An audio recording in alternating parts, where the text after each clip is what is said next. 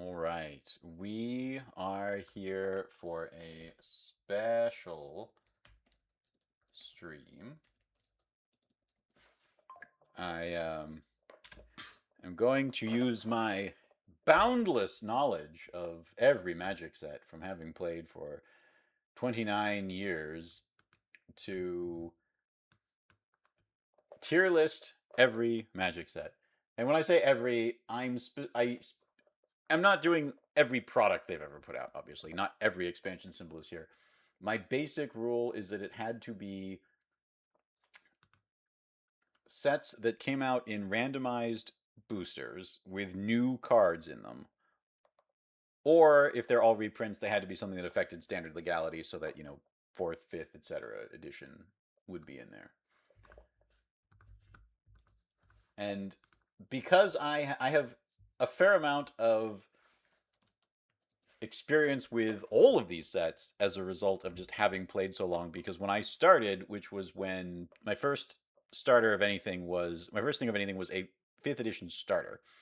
And at that point, you see that there's only a few sets prior to that. It was not that hard to be involved with earlier sets. And I learned to play off of the Micro Prose video game, which was basically alpha, and I had the expansions. I had alpha fourth. There was some 4th edition stuff in there, which meant that you were getting some of the dark um, and legends. And I had the expansions, so you would get Arabian Nights and Antiquities. I didn't have the second expansion because I heard it was buggy and not particularly good, and did not have the key cards and legends that people would care about. But as a result, like they were still selling cheap packs of Ice Age, Fallen Empires Chronicles, all those sorts of things, such that I've opened a pack of every set that is on this list. I've opened at least one booster pack of all of them except Alpha Beta Unlimited and Arabian Nights and Portal Three Kingdoms. Possibly also Portal Second Age. I know that I have some Portal Second Age cards. It's been a while. I don't remember exactly where they came from. I know I could never have gotten my hands on any Portal Three Kingdoms boosters. But everything else here, I've opened an Antiquities pack. I've opened a Revised pack. I opened many Legends packs because you could still just buy $10 Italian Legends packs when I started playing, and I did. And as a result, I have extensively. It was very easy to get caught up on all of the sets back then and all of the cards. So I would plausibly know most of the cards in all of these sets at that point, and then the future ones going on. The big gaps in my knowledge are from the few breaks that I've ever taken, which are basically Kamigawa Block, the original one, where I was out during college for Kamigawa Block, Ravnica Block, and Time Spiral Block. But I got back in at the end of college, which is when Time Spiral was going on, so I got caught up on that one pretty quickly. And then Ravnica Block I've extensively drafted on MTGO, in addition to then going back and buying packs of it when it rotated out of standard and going through those. I also took a break in law school because I didn't have a place to play. That basically meant I missed Zendikar, the original Zendikar block, and initially some of Innistrad block, but I went back and did those. The MTGO loved doing Innistrad flashback drafts, so I have done a tremendous number of those. As a result, I feel reasonably qualified on my opinions for a lot of these. There's still occasional ones in there where maybe I don't have quite enough experience, but we'll see. In any event, this is 151 or 152 icons that I had to put in here. So if we take a minute per set, that would make this take 2.5 hours, which is about when we'd want to stop anyway. So let's get going. Right at the beginning, I mean, if you saw my video on best and worst Magic sets, you already know that Alpha is S tier. It's the best thing they've ever done. I don't think nothing is plausibly going to compete with it. It's just, as much as there are mistakes in there, it's a delight. It's wonderful. Just looking through the cards, I started at one point trying to assemble as much of an unlimited set as I could, just so I would have the cards to look through. I already have the power, but I don't. Is that the Final Fantasy one? No, no. Final Fantasy is going to come very. We're doing this in chronological order, so Final Fantasy is going to be really near the end. This is the original set. Alpha is the original set of Magic the Gathering. Easily the best one, still to this day. I mean, it started everything because my criteria for this are not just was it fun to draft. Alpha's not really one you'd want to draft. Not was it fun for sealed, but the whole gestalt of the art, the flavor, a lot of highly subjective things, like how do I personally just feel about this set. And so we're putting that. You didn't make a tier called Spider-Man. I considered it. There was originally, at one point, there was going to be a Spider-Man tier that was below F, but I thought that it would having that sit there as a separate tier on the chart would kind of clutter things without really adding much value, since we all know where Spider-Man is going. But anyway, so the first expansion, Arabian Nights, I'm going to put in the A tier. I don't think. Am I going to rank within tiers? Yes, it'll be wherever they're placed on the thing. Arabian Nights is one where um, not that much in it is really all that busted. I mean, obviously, Bazaar of Baghdad is bonkers, but Juzam Jin at this point is so power crept out of anything that you would play in Modern Magic. Ali from Cairo is not exactly something that would be busting up standard if it were printed again. Uh, Arabian Nights, I have to give a high rating to because even though it's a small set, it's only got a few cards in it, um, has some cultural sensitivity issues at various points. Nevertheless, when like that got me interested in reading the Arabian Nights. I found nice editions of the Arabian Nights to try to read as many of them as possible because I was excited in that story because of what this did with its flavor and its feeling. And it just had so many iconic cards. Yuzam Jin, Urnum Jin, obviously Bazaar of Baghdad was quite good. Island of Wok Wok is one of my own personal favorites that I always would have loved to have a copy of, but at this point I'm probably priced out of buying a card I will never actually play. So I'm going to give that an A tier. I'm going to go, maybe some people will be surprised, lower C tier. Maybe it even should be D tier. We'll see where we end up with other things for Antiquities here. Um, yeah, I know you are shocked. Antiquities is just if it's got Mishra's Workshop and it's got Strip Mine and it's got the Urza lands, and it is the first set to have a plot in Magic. The first one to really have a story, get Magic story going. It introduced the Phyrexians, who are just the biggest and best villains they've had in Magic. But the set itself is pretty terrible. Like it's not even that much fun to look through a list of the cards in the set. It's just not. Um, it's yeah. Look at anything past the marquee cards in the set, and it's just pretty like, oh, why are we doing this? I left off Mishra's Factory. Mishra's Factory is also very good. Mishra's Workshop, Mishra's Factory, the Urza lands, um, Strip Mine. But like Strip Mine's not a fun card. Mishra's Workshop is not a fun card. What I mean, it's a fun card if you're the one playing it, but it's not a fun card to have in Magic all that much. I guess I enjoyed playing it in Vintage. The point is, it was a mistake. So I think the set on the whole, I'm going to have to knock down to a C just on how unappealing everything is except the few cards that really matter. Revised was our first point where we're changing cards. It's like C. I think a lot of the core sets are just going to end up in C. There's not a lot to say about them. It's just like a list of cards they reprinted, and you're just like, how is Balance still here? Why is Armageddon still here? We're happy the dual lands are still here, or they'd be even more Infinity $1 billion, but whatever. Next comes Legends. Legends is kind of a weird one because it's so big. It's just a large set. I have a friend who says that he will never look through the entire Legends spoiler because he always wants there to be another weird Legends card he could still learn about at some point in the future. And I think that's quite admirable. I've gone through the entire list and I will still occasionally find ones that I forgot existed or didn't know or that I didn't clock on anything. It introduced gold cards, it introduced legends, it has mana drain, but at the same time, it also is. It's such a weird design where it's got, I think there's like one red creature at common or something like that. Um, the whole cycle of glyphs is just a bunch of wasted space. Bands with others is one of the worst ability they've made in the history of Magic. I think I can't give it below a B for introducing gold cards and legends, but it's like a low B. Like it's pretty. It's not great. I don't have any qualms about then giving a very low grade to the dark, which I don't know. Is it better than? Let's see. Revised is probably better than both of these. The dark gives us ball lightning, gives us Maze of Ith. It's got an interesting atmosphere and a theme, but I mean, just look at the cards in it. It's just not that appealing. There's just not that much in favor of the dark once you get past again a couple of top cards. Like it's fine. It existed. Fallen Empires is one that I am going to be another shocker for everybody on because not only am I not putting it in the F tier, not only am I not putting it in the D tier, I'm not even putting it in the C tier. I think Fallen Empires is legitimately B tier as a set. It has a horrible reputation because it was overprinted by so much and it wasn't as powerful as the sets that preceded it. And sure, Hymn to Turok is a mess, but as I went on much greater detail in my video about best and worst sets, they really brought us to where tokens could be a thing in the game more than just. Oh, I guess Legends also introduced poison. Speaking of tokens, because they had the serpent generator. Um, they made tokens a real thing you could base a set around and do lots of, as well as creature typal stuff. There's a lot of great stuff in Fallen Empires. It's just kind of overshadowed by the fact that it was overprinted and had a poor role in the place of Magic. Fourth edition. Fourth edition, I'm gonna put below revised, but better than the others because fourth edition was. I really don't like revised introduced the tap symbol, which is great. Fourth edition changed the border in a way that made it look. Fourth edition borders. You see a fourth edition card, it's pretty ugly. It's got these like weirdly thin borders. It's really pointy on the edges. Like it's got these very sharp edges to them. The fourth edition cards look pretty bad, but fourth edition was also where a lot of people of my generation got in, and so the fact that it was enough to hold them in place, and it kept a lot of the good, cool cards around. Shriven Dragon still in there.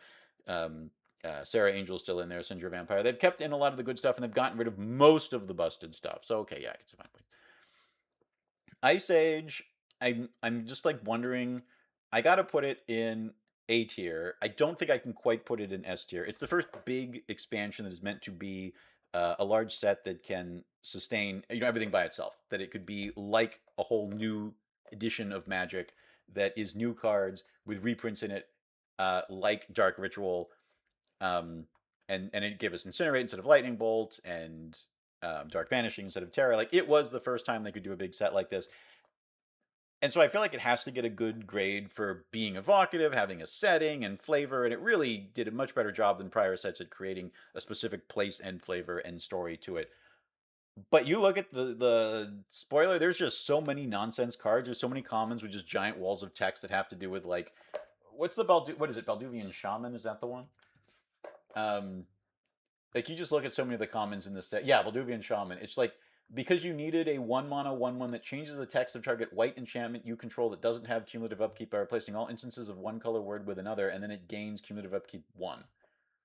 No. No. And not at common. Absolutely not. So like that's why it can't go into the S tier despite its innovations. Now we get to Chronicles. This is going to be our first F. It's just like it's really weird and random what gets reprinted in Chronicles. Again, it's on this list because it does have a big role in Magic's history in a way that other all reprint sets tend not to, and it affected standard legality.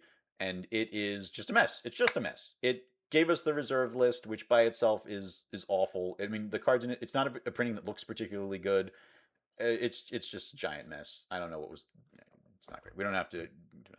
Homelands, even worse. Accidentally almost trolled people by putting Homelands in D. Homelands is an F. Let's not forget that. I think it's. I feel like I have to put it above Chronicles just because Chronicles did so much harm to the game that is still affecting us today, whereas Homelands we just sort of got past. Homelands is at least a new set. It's at least got new cards. At least had this idea of this setting, and there's some interesting stuff going on there. There are some interesting cards involved, but you look at it on a card by card basis, it's just a terrible, horrible mess. And outside of Baron Sengir, when I first started playing, people would talk about Homelands. They loved Baron Sengir. They loved Baron Sengir, but everything else in that set, they're just like, no, that set's terrible. Alliances. I'm gonna give it an A, and I want to give it an A over Ice Age. Maybe that's wrong, but it gave us Force of Will. It gave us the idea of spells you could cast without paying mana. Um, it it's just when you look through it, there's a lot of just neat stuff. Deadly Insect was a card I really enjoyed as a kid just because of the design of, oh, it's got more power than its mana cost, but it's really fragile, but you also can't target it. Just there's a lot of neat stuff going on in Ice and in Alliances, but there's also a bit of it gives pillage, just a lot of very fun cards in Ice Age, but it's certainly on an S tier set. It's not going to end up that high in the A tier, I think, by the time we're done with all of these.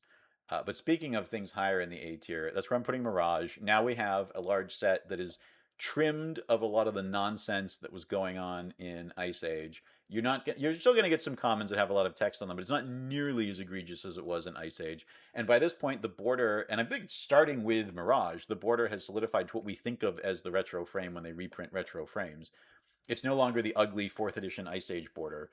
It's gotten much better there. It's got, again, a story, fleshed out characters. I mean, Zulfir is, again, popular enough that it's coming back next year. There's not like a ton of people like, oh, let's go back to Balduvia or Kjeld or do any of that stuff. Like, I mean, they will with Cold Snap, but we'll be getting there. That's not very good either.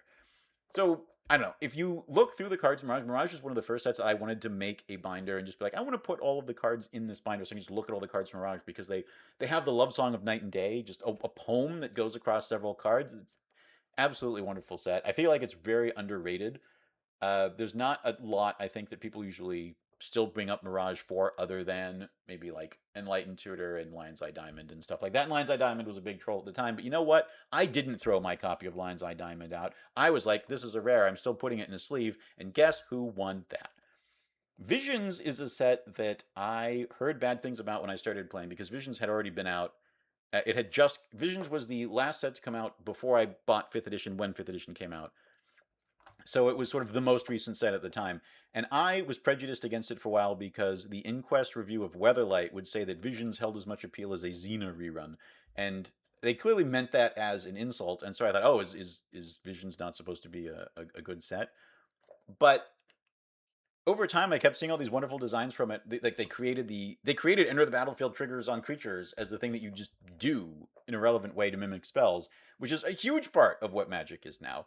The cards on it are, again, it continues a lot of the cool setting stuff Mirage did. Um, it's got a high power level, lots of just useful, cool cards. Vampiric Tutor.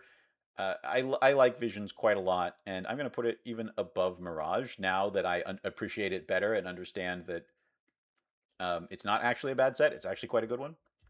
5th edition, despite being the set that I came in on and have a lot of fondness for, I'm going to have to put it in D tier.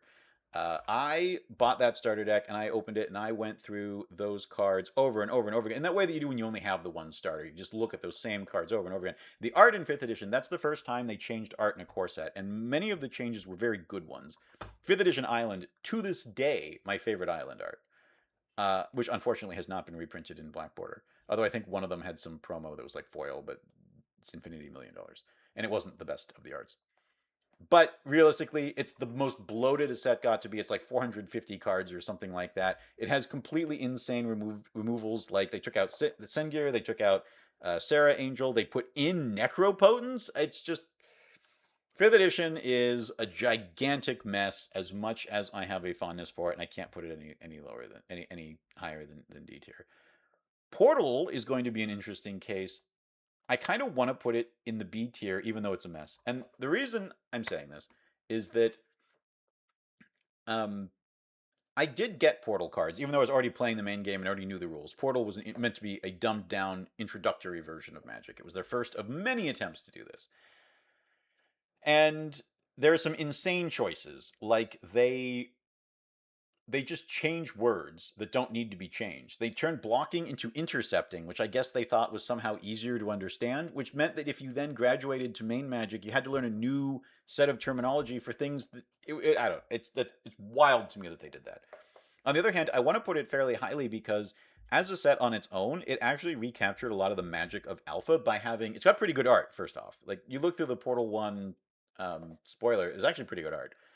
It's got pretty good art, and it has that feel of Alpha, of every card is like a world of some snapshot of something that's going on, and this card could be self-contained, and it's just an interesting story and thing by itself. It's really, as a set that you just look at, it's not that bad. It's actually pretty good. The existence of Portal, some other things around it, that's not so great, but you just look through the spoiler of Portal stuff, and it's actually going to feel like pretty nice, pretty decent Magic. I think so, at the very least. Maybe it should be bumped down a little bit to C tier, but I think they were trying, and I think that when you look at the product now, it's actually fine. And as I said, this is a very subjective list. I personally love Weatherlight, and I can't honestly put it above Visions, but I can put it above Visions because it's a subjective list. Weatherlight was the first expansion to come out once I started playing, and it was the first set to really play with a graveyard as a resource. To have cards that were like, okay, I mean, there were cards that said things like Shallow Gravers and Mirage, which is take the top creature of your graveyard and put it into play. Alpha had Animate Dead and all of that, but Weatherlight was saying things like Spinning Darkness. Or like, no, you're going to remove cards in your graveyard from the game as a cost. Your graveyard is going to be a resource that you are tapping into for things other than just the card that is in the graveyard. it was their beginning of them doing a story that you could sort of follow on a card by card basis. There's a lot of really neat stuff in Weatherlight. A lot of it's very random. Why is Well of Knowledge in this set? Why is Mono Web in this set? Why is Bubble Matrix in this set? I don't know. All I know is that when you look at the set, it was a pretty good one to start on. It had a lot of neat ideas and a lot of neat individual. It had a lot of neat ideas, neat individual cards, a cohesive theme with the graveyard stuff, and then also had Imperial Armor, which is one of my favorite cards in the entire history of the game. I love the art on that card. I love what it did. I love that it let me, as a little kid, beat much better players in games by simply dropping that on turn 3 on a creature with protection from red. Fantastic. I'm going to love that forever. Tempest is one that I never liked when it came out. I really didn't like it. Um, I didn't like the setting because it went from this like lively, vibrant Dremura in Mirage Block to this dead, barren Wrath, and I've always hated sets. I've always hated any setting that is just it's like dead, barren wasteland. But at the same time, even with a somewhat subjective list, I have to acknowledge that it was so overflowing with talent when they made this set that ideas from it are going into sets years afterwards. I mean, cycling, of course, coming up in Urza's Saga in the very next block. Um, Buyback as a mechanic that's in the set, I think, it's repetitive. It's not a great mechanic. I think they dropped the ball with that a lot. Shadow was just more irritating version of flying.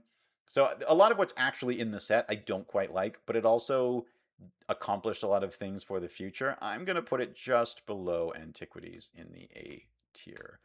Stronghold is a set that I quite like. It was the first pre-release I went to, February 1998. It gave us the first mocks since Alpha Beta Unlimited. And I had an issue of the Duelist when my family went on a trip to England over spring break that year that had the like full spoiler for um, for Stronghold, the Duelist issue with the full spoiler for Stronghold, and I led that over and over again. So I was just back and forth familiar with this set, and I'd taken another trip right after the pre-release where I had my Stronghold pre-release cards with me, and I just looked at those so much. Stronghold is a much more it's a better set to look at than Tempest because it's not outside as much as Tempest was, but as a set, what is it really doing? Right? It doesn't have all the ideas that Tempest had. It has Sliver Queen. It's got Volrath Stronghold. It's got Mox Diamond. But I don't know that I can put it above B tier because there's just not a lot else that's all that interesting going on with it when you look at it now. Exodus, I did not care for. We're gonna put that in D tier. It's better than 5th edition, but boy, you look at Exodus now and it's just gave us Forbid, which was one of the least fun spells they've ever printed, as well as Erratic Portal, which can do fun things, but was also really annoying to play against. I don't know. It's just a very unappealing set. It gave us Soul Warden, I guess, is the nicest thing you can say about it. I don't know. I really think Exodus is quite bad. Portal Second Age. This is one where, again, it's one of the 2 or 3 sets I'm the least familiar with. But it put guns in Magic, and people were like, "What?" And yeah, it's basically sitting at C because it's got some nice basic land art that we'll all find in our local basic land stations. Well, I said that I'm least familiar with it. I didn't say I wasn't familiar with it. I've certainly looked at every card in it, but there's not a lot going on in that set that's particularly interesting. I don't know. It just doesn't give us anything much. But I'm going to put it in C because it's kind of non-offensive. Unglued was really fun when it came out. There was actually a limit on how many packs you could buy in my well, so the reason I'm not familiar with Portal Second Age is because it was meant for beginners, and at that point I'd already been playing for 3 years, I think, is where we would have been there. 2 or 3 years. So there was no reason for me to touch it. I guess actually only 1 year because it would have been what, 98. But I don't know. By that point I was playing at a local card store, and the local card store didn't. I don't know if they even sold Portal Second Age because you tended to find the Portal stuff at like Barnes and Noble. So yeah, I don't know if I ever opened a pack of Portal Second Age.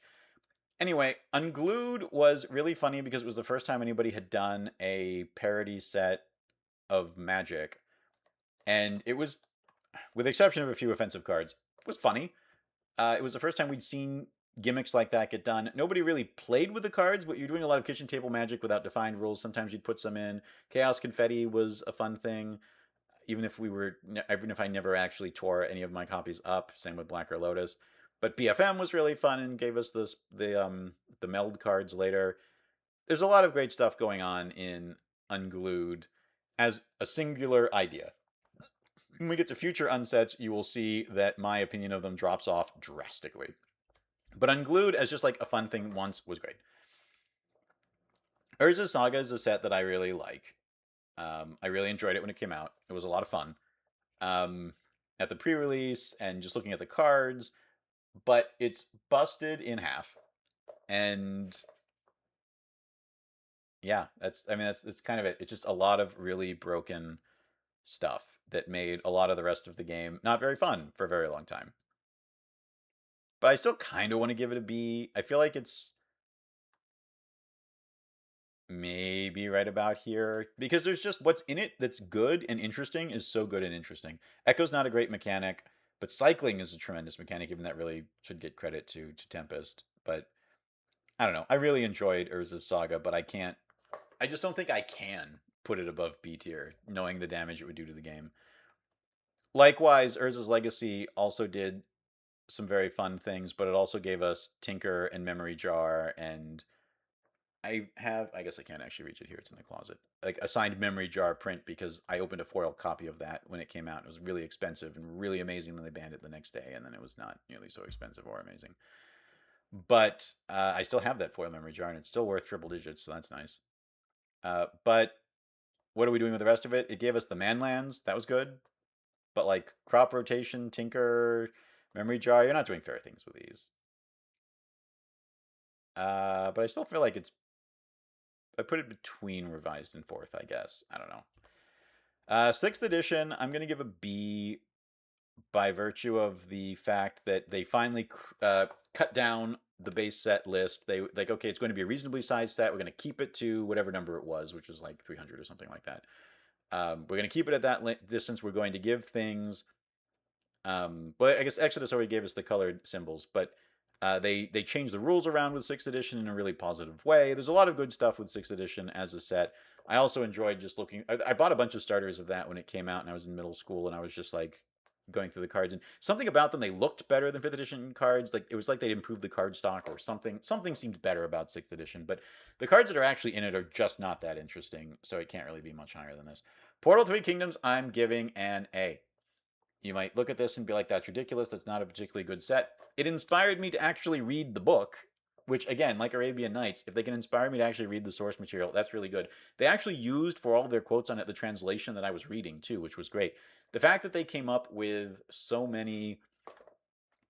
They had to work around stuff like flying, so they gave us horsemanship. I'm not actually going to put it as high as I put it initially here. I'm going to put it right above Ice Age. Oh, maybe that's unfair. But I really like the set. It doesn't really belong in A tier. It's probably closer to like C tier just because it's a portal set that has some weird stuff going on, including the one card that infamously doesn't say until end of turn, and so now it's like $1 million card.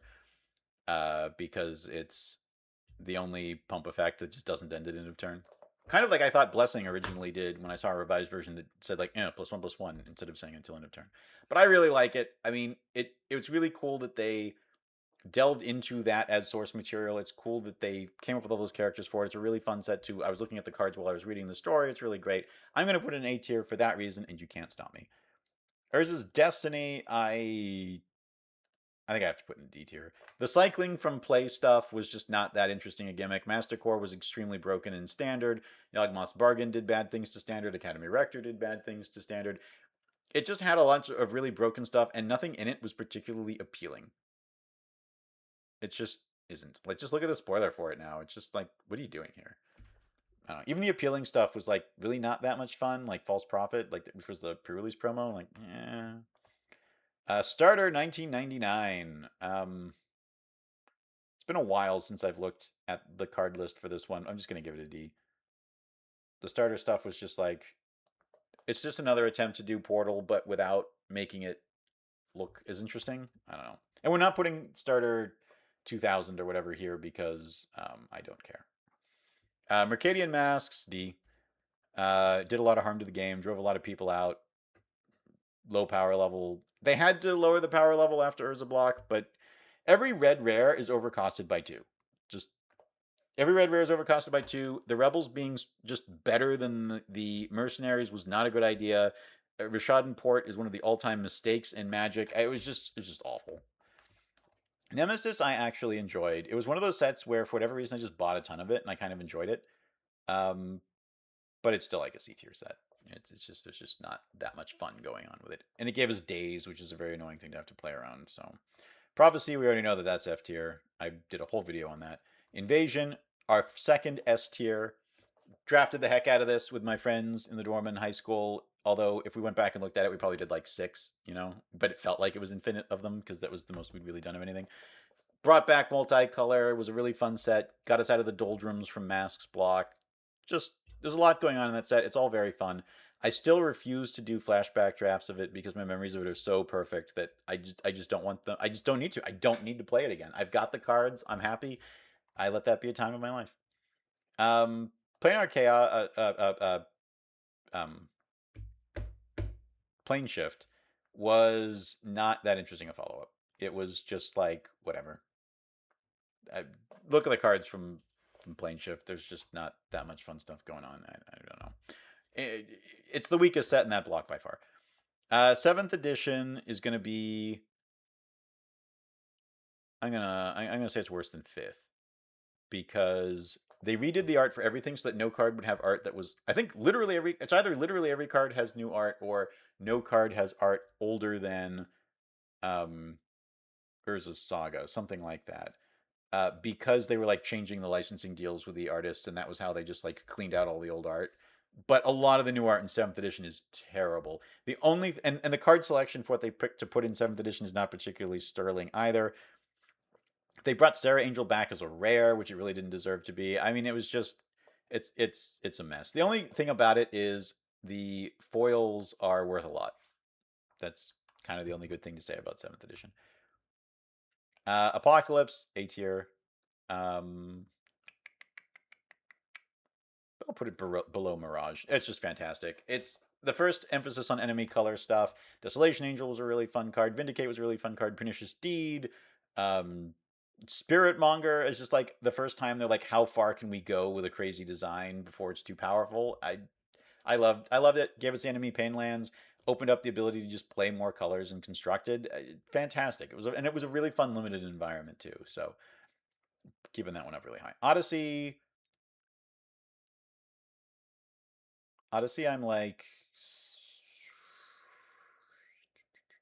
I'm like C tier on. I don't particularly care for it. Oops, message here.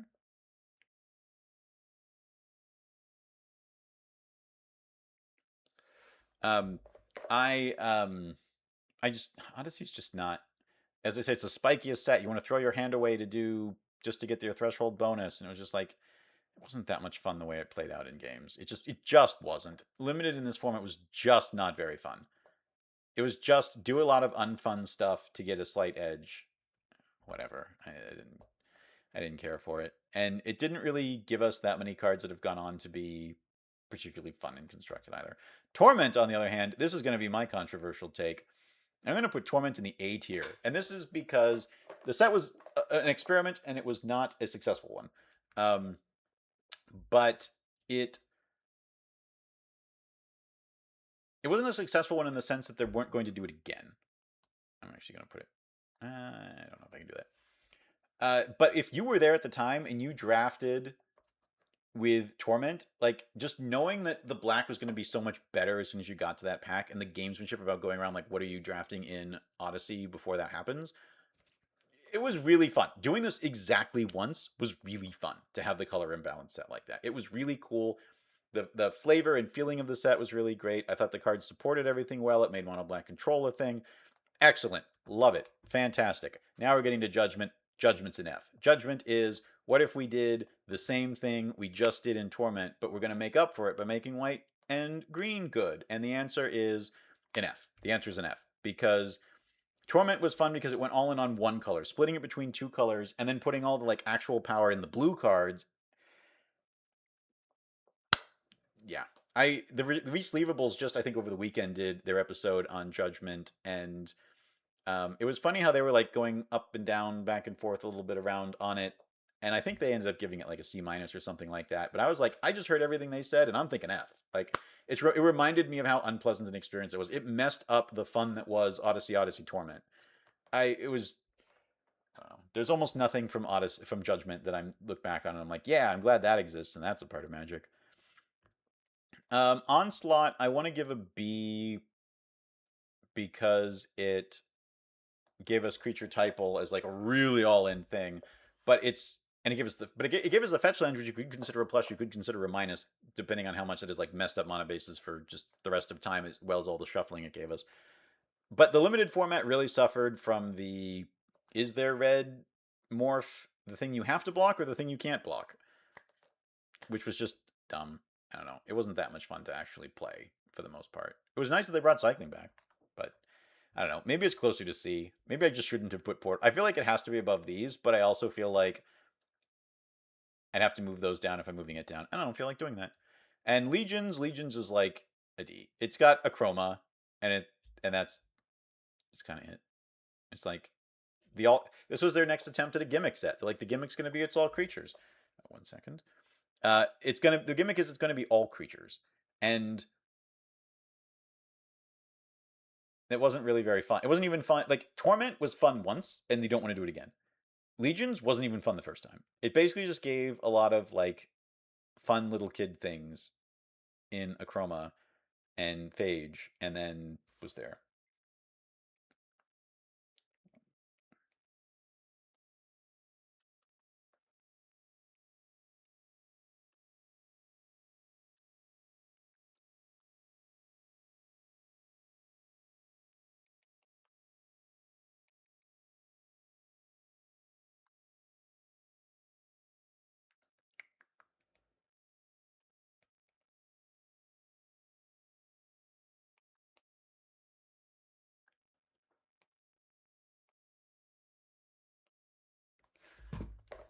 So yeah, I Legions was a bit of a mistake. Scourge is a set that came out. It actually sort of. I don't know if I've ever done Onslaught Legions Scourge draft. I've done triple Scourge draft because we had a box of it.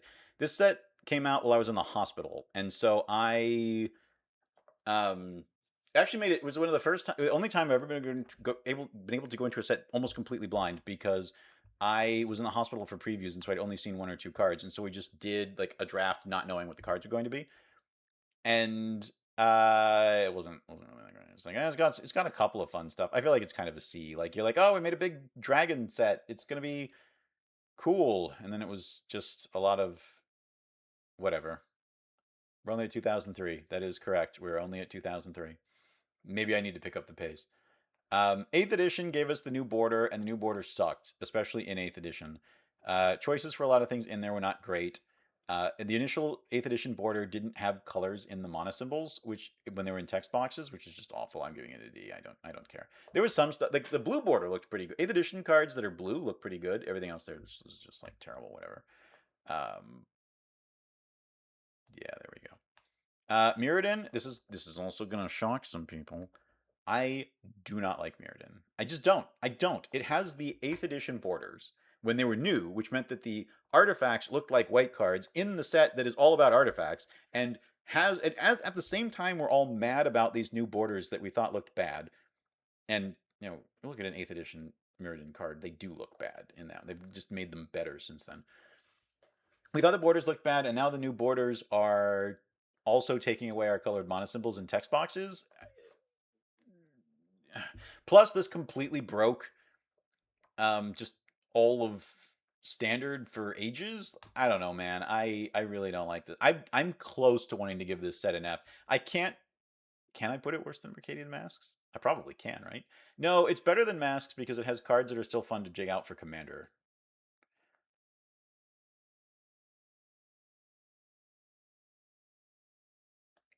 That's where I'm putting it.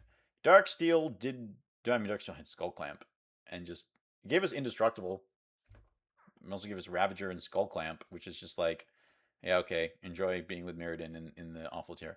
Fifth Dawn, I want to put higher because that summer, I didn't have a lot of places I could go, And when I was home that summer from college, my brother and I bought a box of Fifth Dawn and just like split it and did like half box sealed with it. And I just have a lot of really fun memories of that summer just doing that with him. So I like Fifth Dawn, but it's a terrible set. Doing the Sunburst as a play all the colors mechanic at the end of an artifact set was not great. The cards in it are kind of a mess. Um, but I feel like it's kind of inoffensive. It gives us Crucible of Worlds, and it's kind of inoffensive. So I don't really feel like I can put it. I feel like it fits right here between the Dark and Antiquities. Champions of Kamigawa. I mean, look, we're just looking at another C here. It's just kind of unappealing. Um, there were people who loved it, but everything is slow and costs a million, and the mechanics are just not that interesting. I don't know. I didn't. I Again, this is one that I have some of the least experience with, but I have drafted it and I was not impressed. Unhinged, I'm gonna put Unhinged. I'm gonna put it here. Unhinged is kind of the start of where unsets lose me. It has, to my mind, the unbasics, all done by John Avon, have the best frame and art combination of any basics they've ever done in Magic. If you're going to look for special basics, these are still, in my mind, the best. And this is why I'm so mad that it is, of all the unsets, the one that I was not playing enough during to accumulate all of those basics. Because I don't want to go around and have to buy um, all of those stupid islands that I would just ever so much love to have for that set. I mean, there's a reason. It just drove me crazy because then they even did another unset um, and they made like new, even slightly more full art lands. They would still use the unhinged ones on MTGO during Vintage Q because they knew those were the lands people thought were the better, classier ones. And they just kept refusing to reprint these. And then when they finally did, it was in like double masters where um, you had an equal shot of getting one. It was a mess, and they would like the print quality was horrible on those. They were just like not. It was not good. I'm mad about that, but also the set itself sucks. Like if you look at it, it's lost all of the charm and novelty of Unglued at the same time that it has introduced some of the least fun mechanics in the history of the game. The gotcha mechanic that encourages you not to talk to your opponent is just so stupid. I mean, Mark Rosewater has acknowledged that was a design mistake. Whatever. Betrayers of Kamigawa, I want to put at a B just because the ninja stuff was fun. Umezawa's GT is a huge mistake, though. I feel like that drops it a whole like bit of a tier down to C tier. But the ninja stuff is pretty cool. It's still shackled by everything else Kamigawa was doing, but the ninja stuff is cool. Saviors of Kamigawa is one that I infamously defended in my video. It's a I don't think it's F tier. I just don't think it's F tier. I'm gonna put it I feel like it didn't do that much active harm. I know some people who were playing more than I was at the time said that it just like sapped people's enthusiasm and they considered it like a part of the problem and everything because it had the answers to Mirrodin block, but they were too late, like Ataki War's Wage. But I don't know. Is it when you look at the actual list of cards, it's not that offensive. I kind of want to put it. Kind of want to put it here. That's where I want to put it. We're gonna put it nice little D tier. Nice little D tier. Ninth edition is a C tier because it is inoffensive and kind of irrelevant. As I recall, this was the one where we did no, eighth edition was the one where we eighth edition was the one where we voted on which cards would go in, right? Ninth edition was the one where the gimmick was we're going to put in a card from every we're going to put in a card from every Magic set, and that was like kind of a fun gimmick, but otherwise it's just completely forgettable. But I'm not penalizing it like I did 8th edition for the new borders being crappy. Ravnica is an S tier, and I feel like I do have to put it above. I feel like I do have to put it above Invasion Block. It gave us the guilds. It gave us the Shocklands. It's a really fun limited environment. Like it really is a very fun limited environment. Um, so yeah, it's one of the best. It's one of the best. It broke new design space. The whole thing about breaking it up like a cake in a 4-3-3 formation, I think, did not work. And you'll notice that they don't do that again when they do future Ravnica. They've done future Ravnica things, but it was still pretty cool. Guild Pact was obviously a big step down, but it was still actually pretty fun. The Izzet stuff was really cool in that set, which makes me want to put it higher, but I feel like it doesn't quite deserve an A tier. As much fun as the Izzet stuff was, because the Orzhov and Gruul stuff was kind of a mess. So I'm going to put it in B tier. Dissension's going to be even a little bit lower. There's just not that much going on in that set. Like, seriously, just look at the spoiler.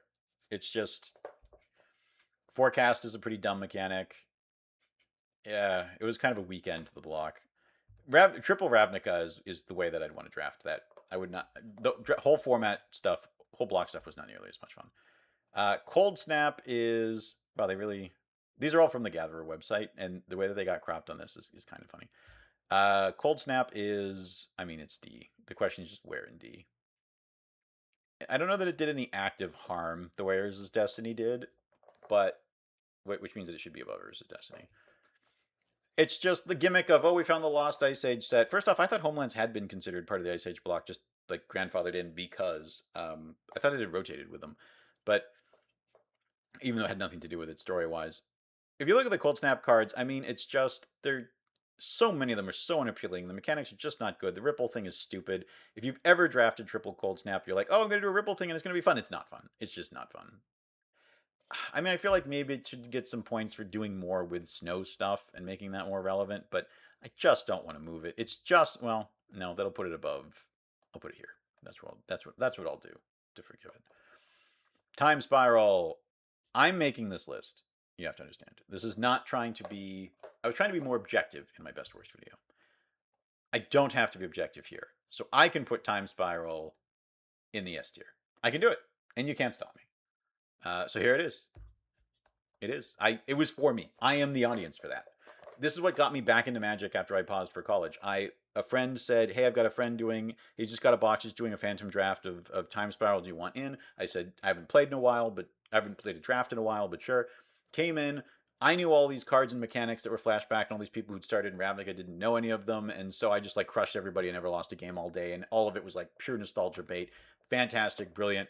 I can't put it above Ravnica just because I have to have some decency, even if this is still a subjective list, but that's what we're doing.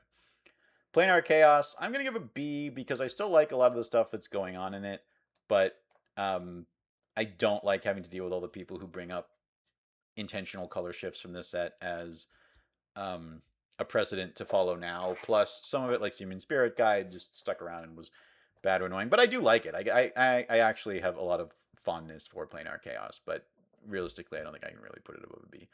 Future Sight, again, this is my list, and you can't stop me. I'm actually going to put it in the S tier, right above Time Spiral.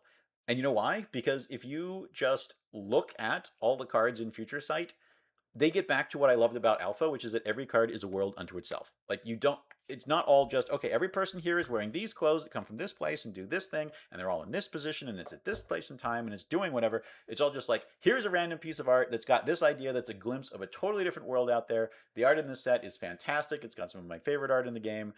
Mechanically, there's not that much that I actually love about Future Sight. I like the packs.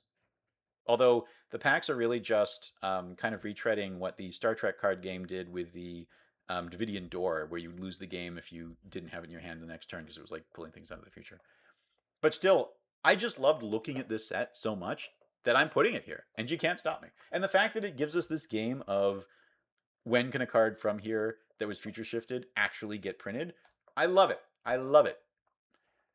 It's one of my favorites. 10th edition, I'm going to give a B, and I'm going to put it here solely for the fact that it put black border. It was the part where they said black borders on everything. No more white borders.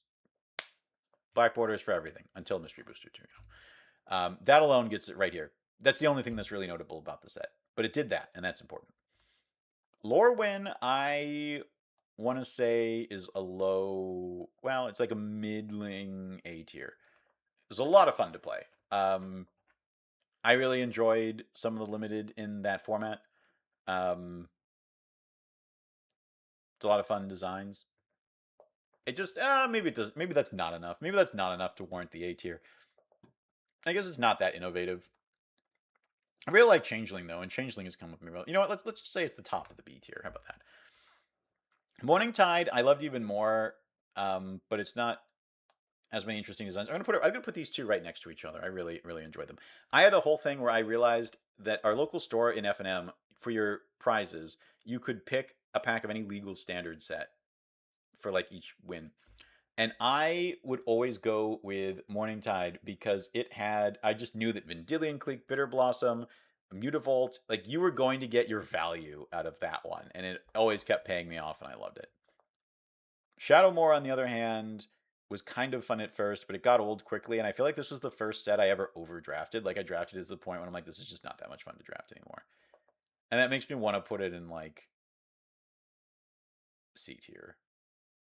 I don't know. It as Rosewater will say, it doesn't. It didn't really hold.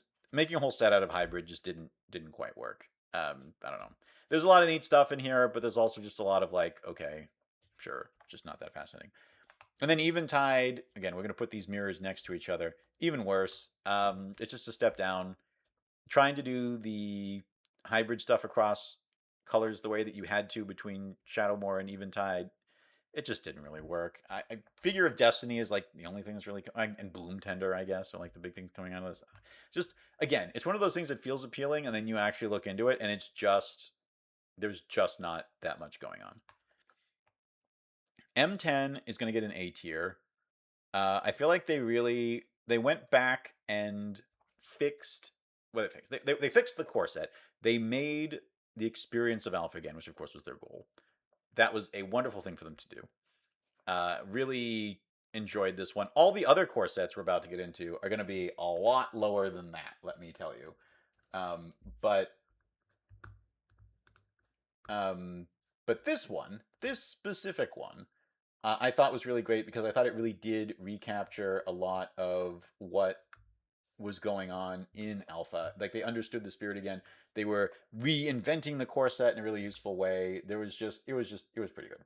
So for that reason, I want to give it a very high rating, possibly higher than it really deserves, especially when there are some cards in there that, I mean, I'm not a big fan of Baneslayer Angel, which I believe was an M10, right? It was an M10. I'm not a fan of Baneslayer Angel, but as just like a design thing, and I think we've just gotten so many more things to be like, oh, it's a Baneslayer, and just like it's not very fun and limited. M11. I'm sorry, we're not at M11 yet. We're at Shards of Alara. Shards of Alara was one that I was really looking forward to, and I went to the pre-release, and then it was just like, oh, it's kind of the problem all the 3-color sets have, which is just like you just kind of end up playing 5 colors, or it's just kind of a mess. I don't know. I really liked it initially at the time, and then I just my opinion has just slid. I'm probably gonna put it at like C tier. I don't know. It just, when you actually look at what's in there, there's just not that much that holds up today. There's not that much that's fun, even. Conflux was like, okay, now we're going to go from 3 colors to telling you to play 5 colors. And yeah, we were kind of already doing that because 3-color sets end up being 5-color sets. Conflux had the Nicol Bolas card, I guess. I guess I also liked a lot of the Planeswalkers and Shards, but I don't know. It's like low C tier to me, maybe. It's just not that appealing a set. Look through all the cards. It's just not. Alara Reborn, again, they tried to do a gimmick set. They're just like, we're going to make every card gold. How are we going to make that work? And the answer is, well, they just kind of didn't. It's to this day the only set, and I was so burned by this that this is why I don't do this anymore. I was like, there's always some card from a set that ends up spiking to some crazy amount later. What if I just bought a play set of every card that was $1 or less, to sort of be ready in case that happens? And I did. And I don't think any of it paid off. I think I just ended up with a giant box full of just worthless Alara Reborn cards because nothing in that set. It's possible if I'd done that with almost any other set in Magic's history, it would have paid off and I would have loved it, but that's what happened. Zendikar, I want to give an A, but it's not going to be too high an A. It was just like too fast a limited set. But I liked landfall as a mechanic. I liked getting the enemy fetched lands. This was one that the whole like treasures in your packs thing was cool, although I never opened any. This one was while I was in law school and I didn't have a place to play. So I was kind of following what was going on, but I don't know. I couldn't. There's a lot of neat stuff in Zendikar. It's A tier. It's very good. World Wake I would have to put a little lower because it didn't have any of the innovation of Zendikar, and it gave us Stoneforge Mystic and Jace the Mind Sculptor, and you're just kind of like, why? Why are we dealing with these cards? I don't like these.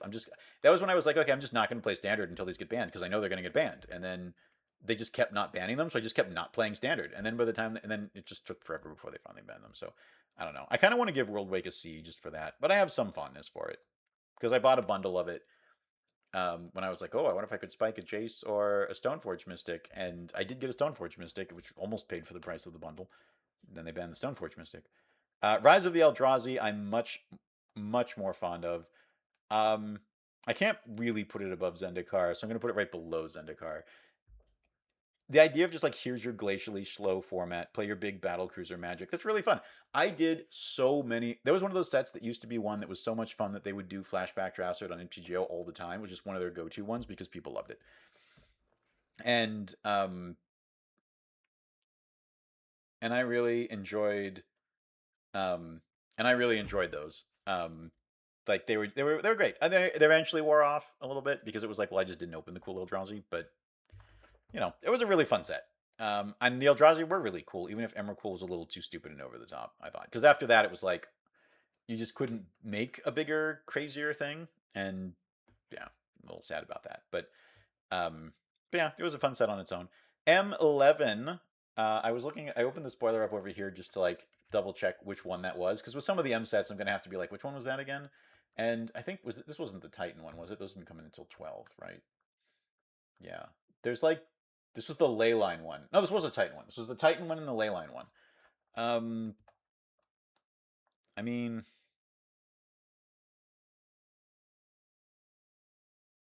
I didn't really like the Titans. I'm gonna be honest with you.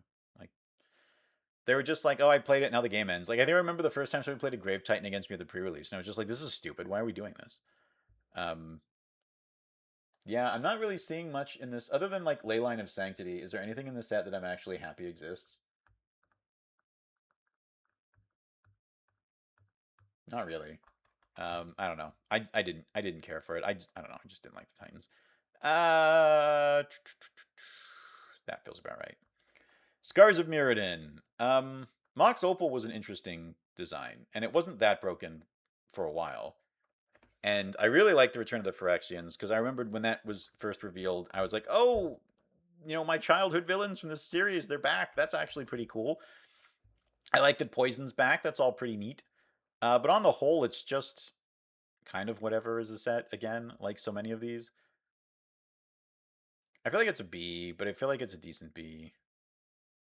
I feel like some part of me almost feels like I put Legends too low because I keep being about to put things below Legends and being like, oh well, I above Legends, and be like, oh, I can't put above Legends, but I actually can put it above Legends. I can put it one notch above Legends. There's some fun stuff in here, and I'm glad Poison was back. And I went to the pre-release for Mirrodin Besieged, which involved after having not been able to play this set when it was the only one out. I did go back later to do drafts on MTGO, but yeah, I had a good time. Mirrodin Besieged, I quite liked. I would say that I enjoyed it a bit more than Mirrodin Besieged than Scars of Mirrodin at the time, but I would longer term put it a little bit lower than that.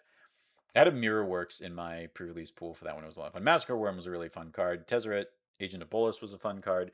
There's neat stuff in here. Blightsteel Colossus is obviously pretty great. The limited format, though, I didn't. I felt that in fact did not have the best. I just felt that he didn't play out all that well for a lot of the time. So that's about where it is. Phyrexia, New Phyrexia. I actually really enjoyed New Phyrexia. Phyrexian Mana was a giant mistake, um, and the setting being all like body horror and crazy stuff was not the most fun. But it was a fine implementation of a lot of that. And if you're gonna make a busted thing like Phyrexian Mana, at least make it fun. And they did, and or like make it interesting, make it splashy. They did.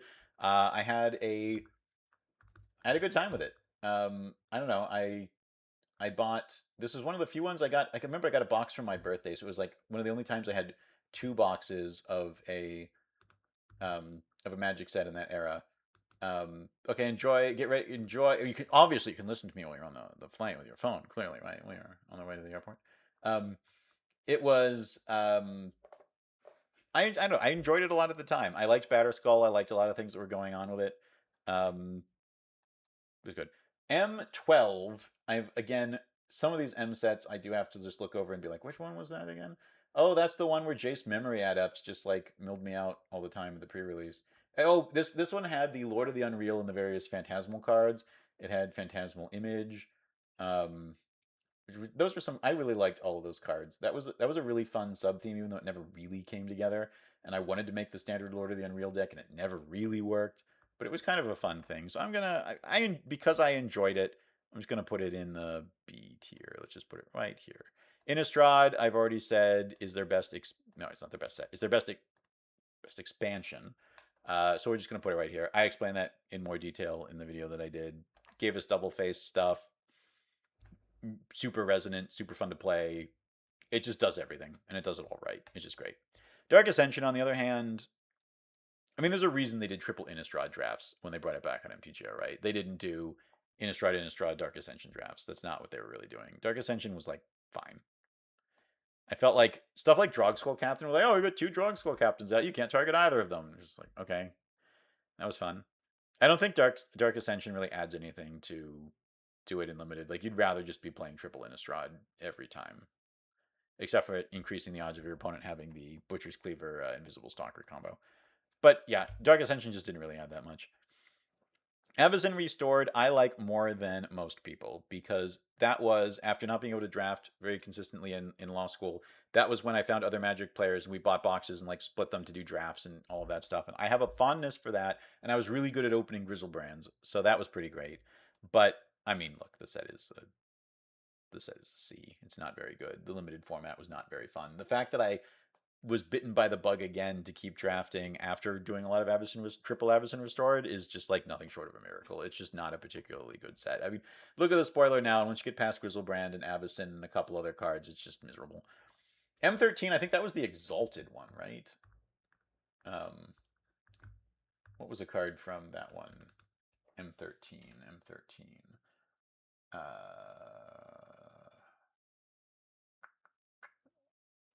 was that the disciple? No, that wasn't the Disciple of Bolas one, was it? Was that M14?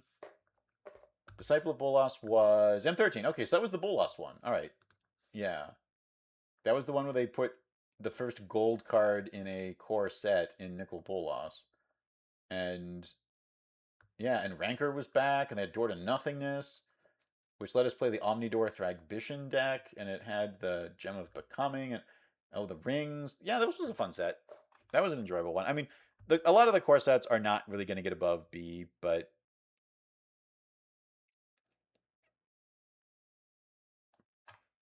that's where they are.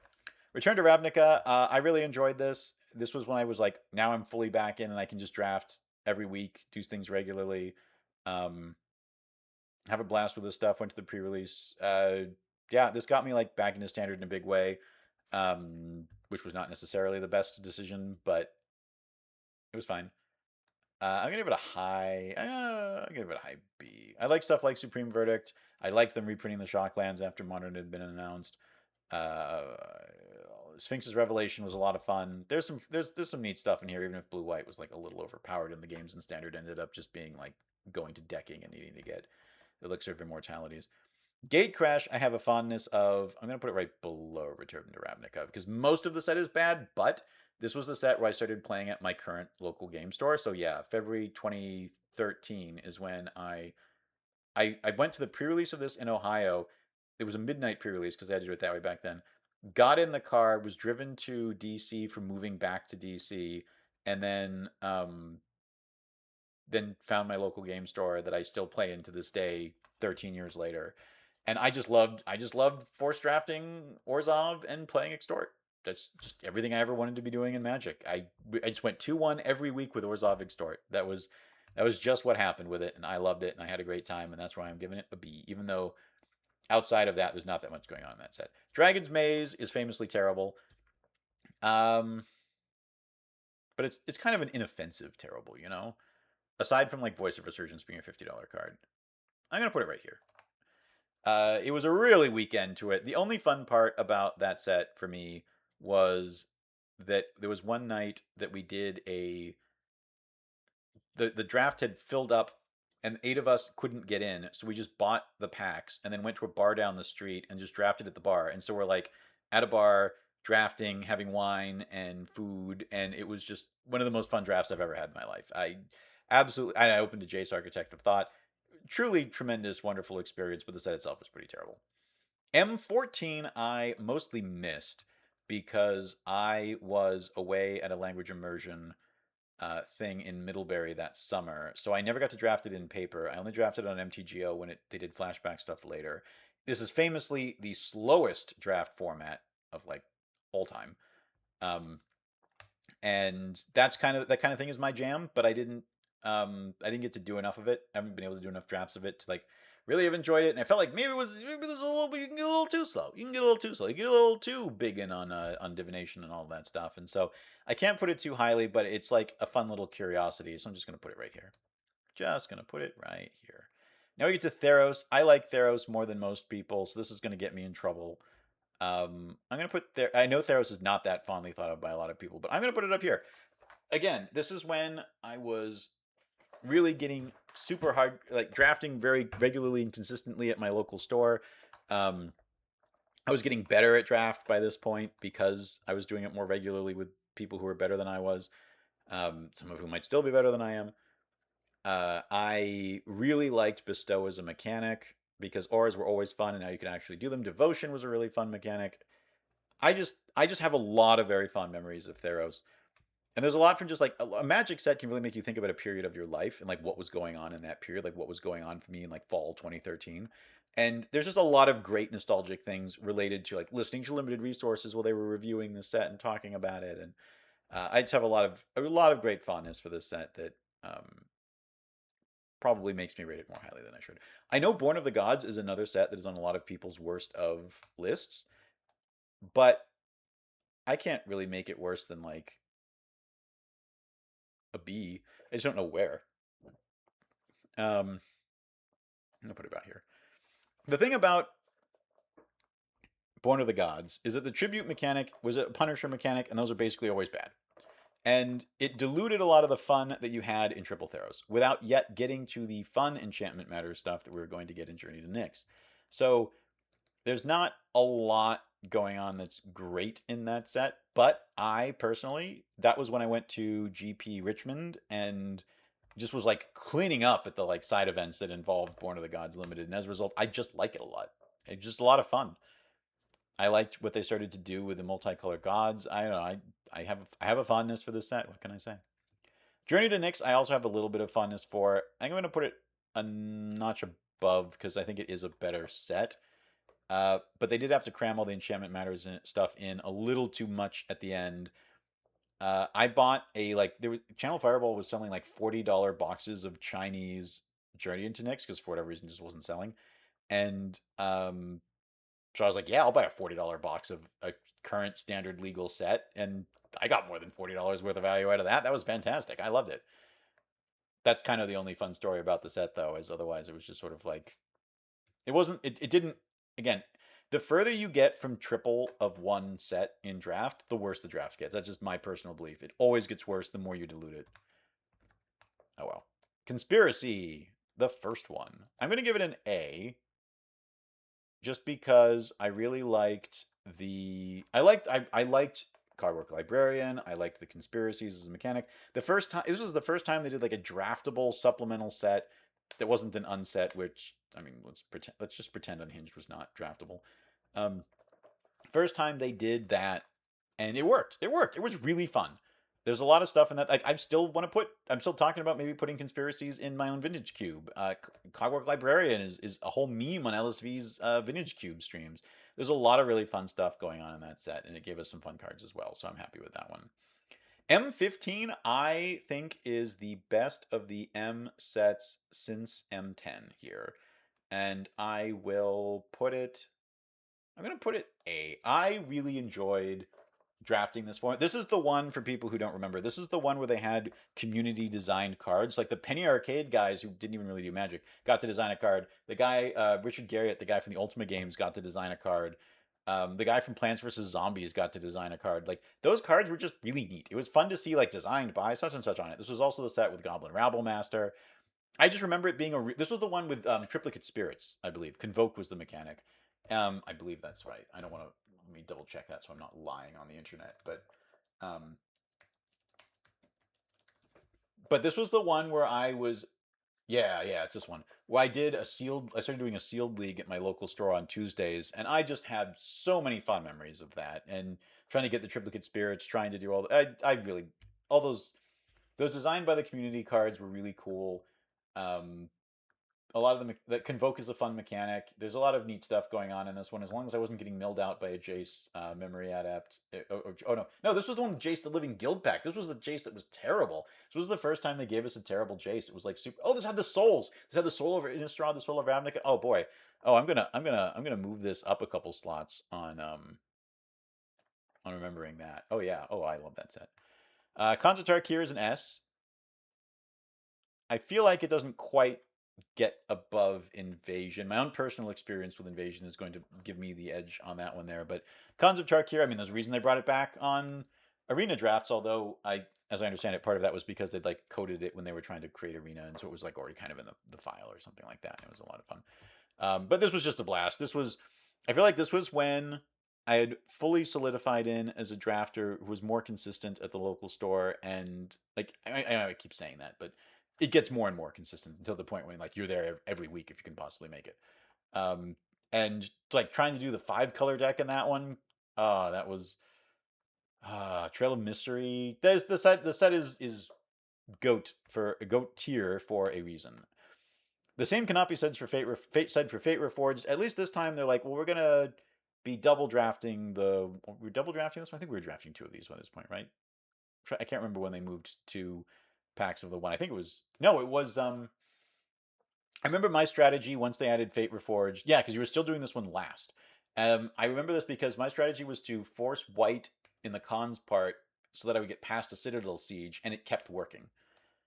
That said, there's not that much actually going on. Like as with all these things, you've just diluted the set that was good. It's fine. It's just not as good as the stuff around it. Like whatever. And Dragons of Tarkir is like I don't know, low C tier for me. Again, you've now replaced cons completely with a set that is just not that interesting. Megamorph was a joke. Um, the dragons were just not that interesting. I love the story that they tried so hard to make the cons interesting because they knew you'd love the dragons, and then people loved the cons and didn't like when the dragons took over. So, um, that's it's just not a very good set. Um, yeah, it's not great. And it got rid of our beloved cons. Origins, I really like Origins. I'm gonna give this a higher grade than it should get just because of how much fun I had drafting this set. This was the set where I got a laptop that could play MTGO because I, up to that point, had to do it like VMware on my Mac and it was not running very well. And then I got a laptop that could play MTGO, and I did so many Origins drafts. Let me tell you, um, I really this is which might make it up to like when it was done, probably the most I'd ever drafted any set because of the ability to draft over and over again online. I drafted a lot of this one, and I just had a lot of fun with it. It was the flip planeswalkers were fun, but they weren't a big part of the limited mechanic, obviously, and limited environment, obviously. And Jace Vryn's Prodigy was an absurdly expensive card that I just kept not opening. But I did open and sell a lot of those in MTGO to keep doing more drafts, and that was a fun experience. So I don't know. I just personally love Origins maybe more than I should. There was a lot of stuff going on there. Battle for Zendikar, famously pretty bad. I didn't hate it at the time. I actually kind of liked it at the time because I was just glad because I opened on release day. I opened an Expedition Flooded Strand and an Expedition Hallowed Fountain because like I opened I got a I think it was the Hallowed Fountain was in my bundle and my box of the packs had a Flooded Strand and that was really fantastic. Like I really want to give it. I need to remember that the expeditions were a great idea that they then ran into the ground with every subsequent set on their bonus sheets. But this was kind of the first bonus sheet. I don't really count the time spiral one because that was like, well, no, you should count the time spiral one. But this was its first like reprint super rare bonus thing you could get that was not in every pack, and that was really cool. But boy, the limited environment for this one, it was one of those things where I was playing it and I wasn't hating it at the time. And I was thinking like I should like it. And yet when other people started talking about how they didn't like it and why they didn't like it, and I was like, you know what? That's kind of right. Maybe that is why. Maybe I'm not enjoying this that much. And I don't think I was really talked into it because it was just a very. People were kind of upset because we wanted more Zendikar and it gave us just Rise of the Eldrazi again. But I liked Rise of the Eldrazi. So I don't know. But realistically speaking, I look back at cards from that set and they're pretty bad. It's not really great. Oath of the Gatewatch is the first time I ever did a two-headed giant because they were really promoting two-headed giant for that one, and that was a lot of fun. I liked those. What were they?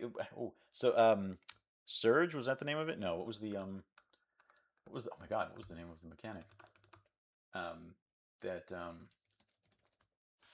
was the name of the mechanic that worked for I can't believe my mind is blanking on this. I cannot continue until I know.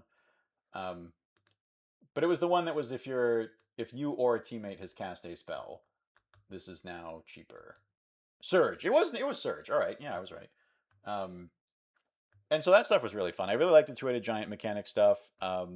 I really liked how Surge worked with it. I thought it improved the environment over, and this is the one that gave us colorless. It gave us colorless. It gave us cozy. Like I thought this was a big improvement over BFZ. I don't know that I can give it like huge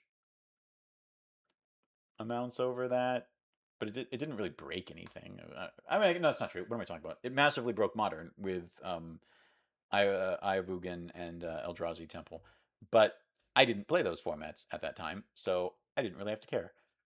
I guess I had a Modern deck, but our store played Modern 4 times a year. Basically, they do it if they would do draft the first 3 Fridays, and then standard the fourth Friday, and then if there was a fifth Friday, it would be Modern, and that would happen 4 times a year.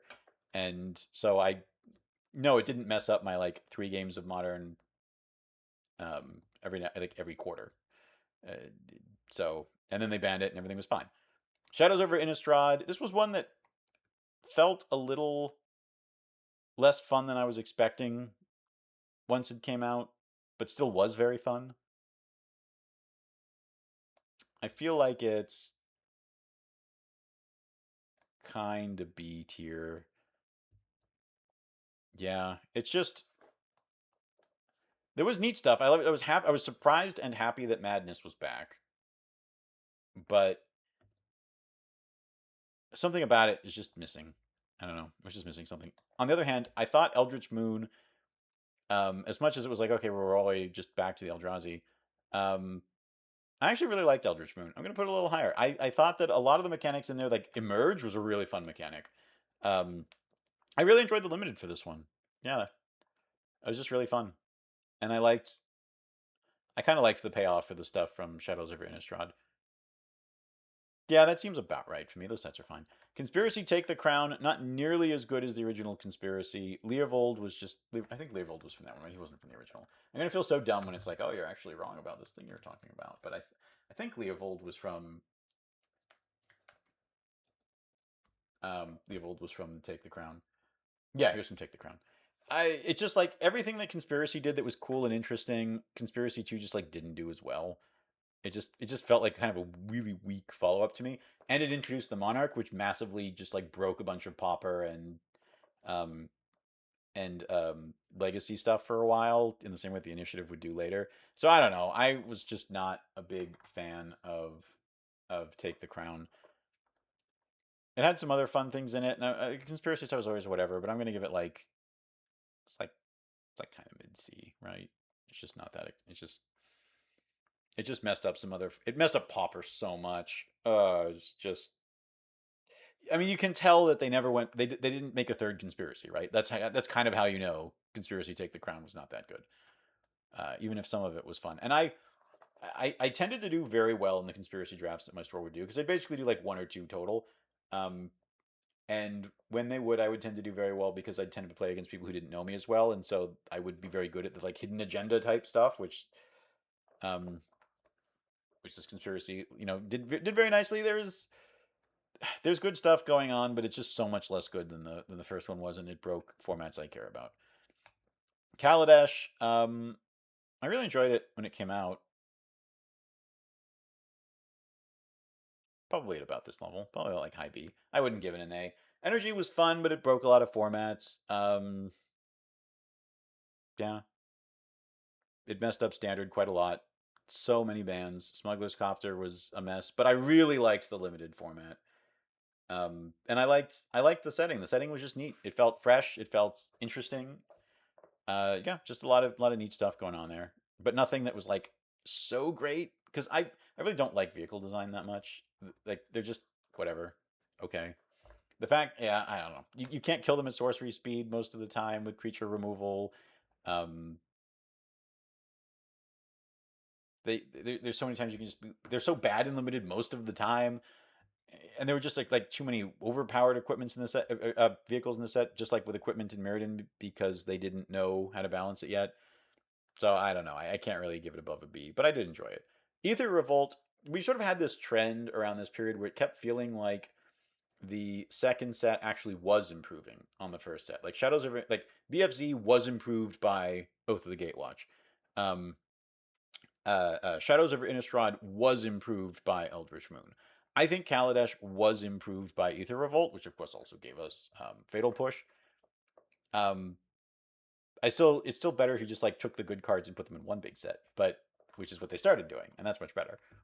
So I do think Ether Revolt is like a little bit better than Kaladesh, but it did also, if I'm remembering correctly, it sped up the limited format a little bit more than I would have liked. I just remember that there was some draft where I had 6 copies, I think, of the 2-mana 2/1 red creature that had first strike when it attacked, and you could spend 2 energy. Yeah, Amonkhet. I kind of feel Amonkhet is like low B because we're about to do again. We're about to go through this crazy cycle where every single block, the second set actually does make it better.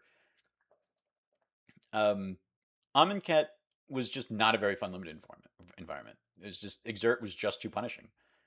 It was just really bad to be on the draw. It was really bad to even consider blocking. There was fun stuff going on. I liked Embalm as a mechanic. I liked that it had the most tokens. That they were just constantly giving you tokens everywhere. I thought that was really fun. There's a lot of individually neat cards in here. I liked the artifacts where you like building the like brick counter ones. Those were all very fun. But the limited environment was just kind of a mess. Glorybringer at normal rare was a mess. Yeah, I'm not. I don't know. I can't really say that it was a particularly great set on its own. Although I probably should. Well, I don't know. I really think Fallen Empires opened up a lot of design space. I think it really did a lot of good work that it does not get credit for. But as I said, Hour of Devastation now comes in and massively improves it. I mean, I'm actually going to have this displace Ether Revolt. Like, we're getting kind of crowded at the top of B here. Again, this is just, we're at 1, 2, what is it, 3, 4 blocks in a row. Is that right? We're at BFZ, Shadows, Kaladesh, Hour of Devastation, and it's going to be a fifth after this. There's 5 sets in a row, with the second set makes the draft format better, largely by slowing it down in the case of this one and the next one we're going to get to. But Hour of Devastation was a much more interesting set than Amonkhet. The River Hoopoe was just a delight. That's really helped me on crosswords and New York Times Spelling Bee ever since to know about that card.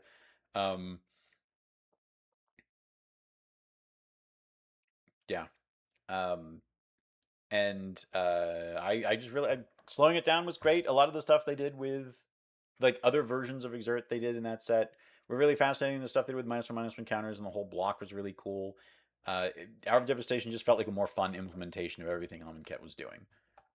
Now we get to Ixalan, which is like it's D. The question is just where in D. Is it worse than Dragon's Maze? I feel like it's worse than Dragon's Maze. I'm remembering it was LSV, I think, or Marshall Sutcliffe was saying that they would refer to how you could just get Ixalan, where you're just on the draw and your opponent just like curves out with a crazy pirate thing. They've got the cutlass or whatever, and you're just dead. And they released this idea of, oh, we got this neat idea of a Mesoamerican place, and it's going to have vampire conquistadors, and it's going to have dinosaurs, and you're just like, wow, and pirates, and you're like, that sounds so cool. And then they're like, but also randomly merfolk, and then it's not actually cool, and it's not actually particularly fun. And this is also when they tried to do dino-sized drafts, where you had like 4 packs, and I did one of those, and I was like, that was a neat novelty, but again, I noticed they didn't keep bringing that back. Ixalan was just bad. Then we get to Unstable. So we've got our next unset, the first unset we've had in quite some time, and it was bad. I feel like it's better than Unhinged because even though it has, I'm gonna, and you know what, we're just gonna put it right here. It's better than Unhinged as a set because it's actually meant to be drafted in a way that like you could plausibly play. But its basic lands looks, even though they're all by John Avon still, the way they look in the frame is so much worse than what he did in what they did in Unhinged. And I felt really ripped off that I'm finally here for an unset where they can do the John Avon lands and make them look amazing and fill the frame. And they just did, like the mountain especially. I just opened endless amounts of the mountain over any of the ones that actually looked good. And the mountain looked so bad. And so I'm always just docking this points for how bad I thought the mountain looked. Just didn't like it. And the draft format was not fun. This is the set where I was like, oh, maybe unsets are just not fun because you would draft a deck around whatever your mechanic was. You'd think you had something fun, and then your opponent would play some card that's just like incredibly busted if some crazy random event happens, and then they get the random event and you just lose. And it was like, oh, okay, I guess that happened because they don't balance uncards, and so stuff like that. We'll have a slightly bigger rant for that when we get to Infinity. But anyway, then we get to, on a happier note, we get to. But I didn't hate, to be clear, I didn't hate Unstable at the time. It was just the point when I was like, oh, this just isn't actually that much fun. Like I bought a box to then like keep as packs to draft, and I was like, I don't know if I even really want to. Like, do I? Maybe I just want the basic lands out of them. And you'll notice that they're not exactly chase basic lands at this point. Yeah, it's just not something I'm particularly in love with. But we get to Rivals of Ixalan now, which I want to put. I'll put it. I don't want to be too kind to it when it on its own was not that amazing. But what it did do, it did so much work to fix Ixalan that it deserves a high rating, in my opinion. The way that they handled Ascend so that you didn't have to worry about losing permanents afterwards, that was really good. It slowed the format down. It just did a bunch of more interesting things than they had been doing before. It made an unfun format fun, and that is a hard thing to achieve. And I think it should get a lot of love for that. It's just funny that you end the period of having small sets with 5 straight blocks where the small set improves the experience drafting it. And then they stop doing small sets at all because small sets always perform worse and we're just um, not as good tagged on to on the end of blocks. Dominaria is going to get an A. Question is where? I mean, I like it more than Tempest, so I'm going to put it above Tempest. Saga's just a tremendous addition to the game. The limited format was a ton of fun. The legend stuff was a lot of fun. This was also the set where I at one point sat down and was looking through my phone because I photographed my draft decks, so I have records of them. And I was trying to figure out how many times I had drafted this set, and I felt like it must have been like the most ever. It's some ridiculous amount, and it was like 8 or 9 drafts in person, and sets that I was like, oh, this set's like Ixalan's terrible. I barely drafted it. It's whatever, and it was like 5 times, right? So it's like only a couple times different from the set that I thought I drafted the most. But Dominaria was a lot of fun. Sagas are just amazing. The historic stuff in it was really amazing. Just really, really great limited environment. Getting back to core Magic stuff and setting that I had loved so much from being a kid. Nostalgia hits, all that stuff was just really great. Really, really, really loved that set. Battle Bond is. I only got to draft it once. I think once. I know it was at least once. Because there's just, again, it's one of those things where they kept having these things like conspiracy, because this took the conspiracy slot. They kept wanting to do this thing. It was like, well, during the summer we'll have like a fun thing that you can draft as like a side gig, and the conspiracy take the crown. And sometimes it wasn't necessarily draft because it was a multiplayer product. And eventually they're like, well, we're just going to make Commander that multi thing. But Battleblood was a lot of fun. Some of the lands in it are still staples in Commander. The support stuff was a lot of fun. What support? It wasn't Surge. It was called.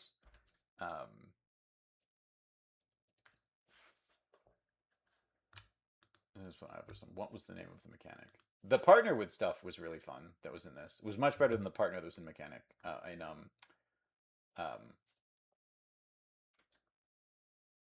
The partner that was in the Commander decks. Oh, it had like Arcane Artisan. This had Arena Rector. It had Brightling. What was the name? Assist. That was the name of it. Assist. There's a lot of really fun mechanics. We only got. I feel like this set would have a much if they'd printed more of this because I even wanted to buy a box. Oh, it had Spellseeker too. I wanted to buy a box of this, and they were just like sold out, and they just weren't printing more. So I don't. It's wild to me that they could have done poorly enough that they didn't want to give us more.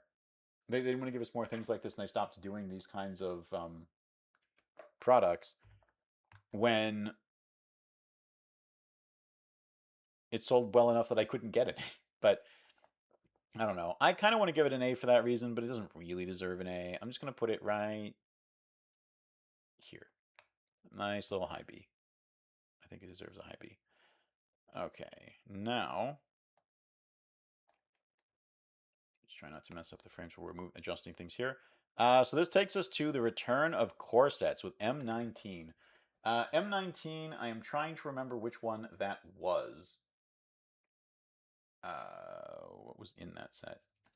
Was Glacial Fortress in that set? Whenever I'm trying to just like the fastest way to look up something from a set, I usually just Google a particular card from it and then click on the things from there. But it actually looks like Glacial Fortress was not reprinted in that set. So I'm gonna have to actually click on advanced and go to M19. Was this wait, was Nicol Bolas in this one? Was this Nicol Bolas the Ravager? Hold on.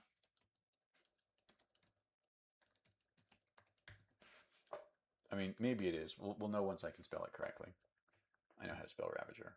Yes, this was the Nicol Bolas one. Okay, yeah. This one was great. I really enjoyed I maybe because I had a Nicol Bolas in the pre-release, but um there's not a ton there's like a bunch of individually interesting cards here, but this is not one that I think was particularly interesting mechanically. I think was Scry. No, Scry was already evergreen by then, right?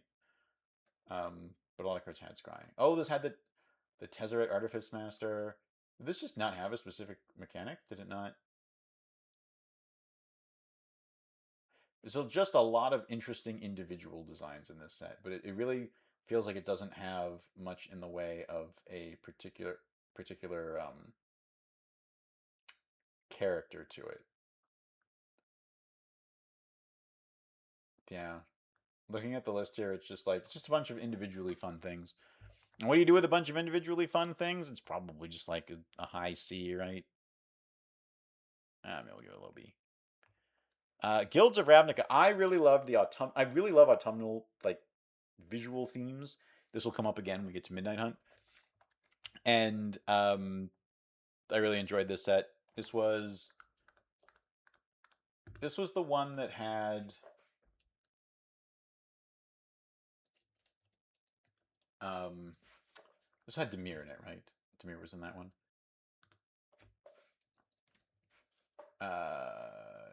Yeah, this is Demir.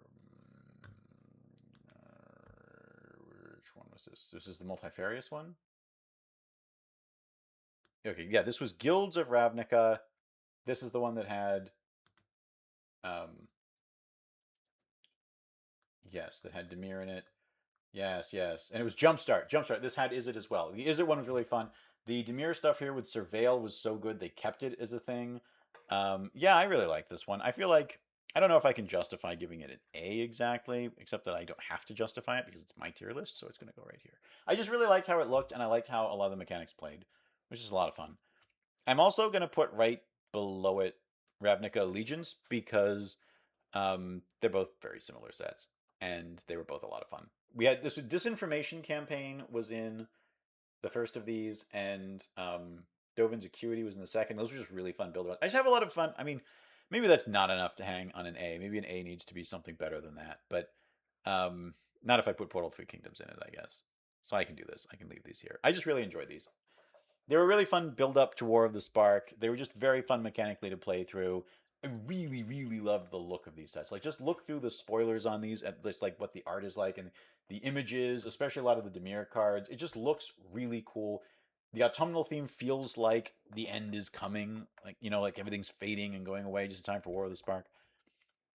War of the Spark itself, I can't give it an S. Um, Boy, that feels a little too high. I don't like Tempest that much, but I'm gonna put it right here, right above Ice Age. Do you know how many Japanese boxes of this I bought trying to get the Yoshitaka Amano Liliana?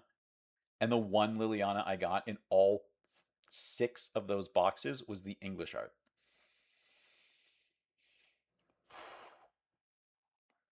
I have a lot of War of the Spark. I feel like I should hate it more as a result, but I really loved the Narsets, and I did get a lot of the Narsets. Um, I had a whole part of my trade binder that was just all the Japanese art planeswalkers that I think look great. I think the only ones I didn't open were Teferi and Liliana. I really I didn't get to draft this one a ton because my computer I was back to having to use VMware to run Arena, and it was not doing a great job. But I did get to do a little bit with it, and I got to draft it obviously in paper as well. So it was a lot of It was a lot of fun. I just really enjoyed this set. And it was such a big event. I mean, the trailer with this one, oh, that was this was Magic's first like really big event set because Apocalypse ended its first big long storyline, but it wasn't really an event set in the way that War of the Spark was. Like this, they really nailed it. I thought, except for killing Dakov's in the trailer, and not really doing anything with him. That was unfortunate. But the rest of the set was really great. I have a lot of fond memories of it. The whole thing of giving us the stained glass planeswalkers, the Japanese art planeswalkers, I mean, that was all really, truly tremendous. I enjoyed it very much. Now we get to Modern Horizons 1, which I am going to put in the S tier. I'm going to put it below the other S tiers here, but the stuff they did with snow stuff was a lot of fun. Um, it was a blast to play unlimited. Like this was I've only gotten to go to a couple GPs ever, and so the only day two of a GP I've ever had was limited for this set. It was in one of the drafts I got I had Ayula, Queen of Bears, and the um green enchantment that was like discard a land, make a bear, or whatever it was. And so I could just like make bears. It could then make things bigger or fight things at instant speed. It was so much fun. I loved this set, and I loved Urza. It basically was like time. I recognized pretty quickly it was basically Time Spiral 2, where it was like Time Spiral was too niche for a tentpole set, but they could, or like one of those big standard legal sets, but they could give you that nostalgia nonsense with with a supplemental set like Modern Horizons. The only knocks against it are that Hogak was busted, the Astrolabe had to be banned. There were a bunch of balance issues with it, but of all the Modern Horizons set, this was the most balanced and fun, and it was so balanced. It was so much fun. It was so much fun. If you haven't drafted triple um, Modern Horizons, you should do it. It's great. It's just an absolute blast. M20. I think this was the Risen Reef one. This was the last core set we got to do before quarantine. Yeah, this was the one where elementals were like a big theme, and I think Chandra was like there were like three Chandras. Yeah, there's a bunch of Chandras. They had the Cavaliers. They had tons and tons of elementals. They had Risen Reef. I loved Risen Reef. Risen Reef was just it's my jam. It's my kind of thing to play. So I really like this one. I don't know that that's enough to put it. Maybe this is like the best B. Everything just ends up at the top of whatever tier it's going to be if I get there last. That's just how it works. But maybe I can be a little bit more reasonable from time to time. Yeah, I'm gonna put it here. Eldraine, where are we putting Eldraine? Eldraine is such a weird scenario because you have a set that is flavor through the roof. Fairy tale set, tremendous, lovely, great, wonderful. But busted in half. Like really not that much fun to even be playing at the time because on the bot drafts only everything was mill. Um, yeah. I do not remember any of the drafts I did of the set being particularly fun. Um, I don't know if I ever did any of the bot drafts on Arena because I don't know if I think at that point I just like given up trying to make it run on the computer. No, that's not true. I definitely tried in Theros Beyond Death, and then that was what made me give up because it just like was not great. And then I had to just buy a computer. Then they put out a Mac version, and then I also just bought a PC for other reasons. And it was like, okay, now I can actually play this well, and I love Arena now, but I was having issues with it then. But so you have to combine a set that's great to look at on paper with one that was horrible to play, and you could argue that that's also Future Sight because of Sprout Swarm, which I didn't bring up at the time because I didn't want you to question my putting it in S tier.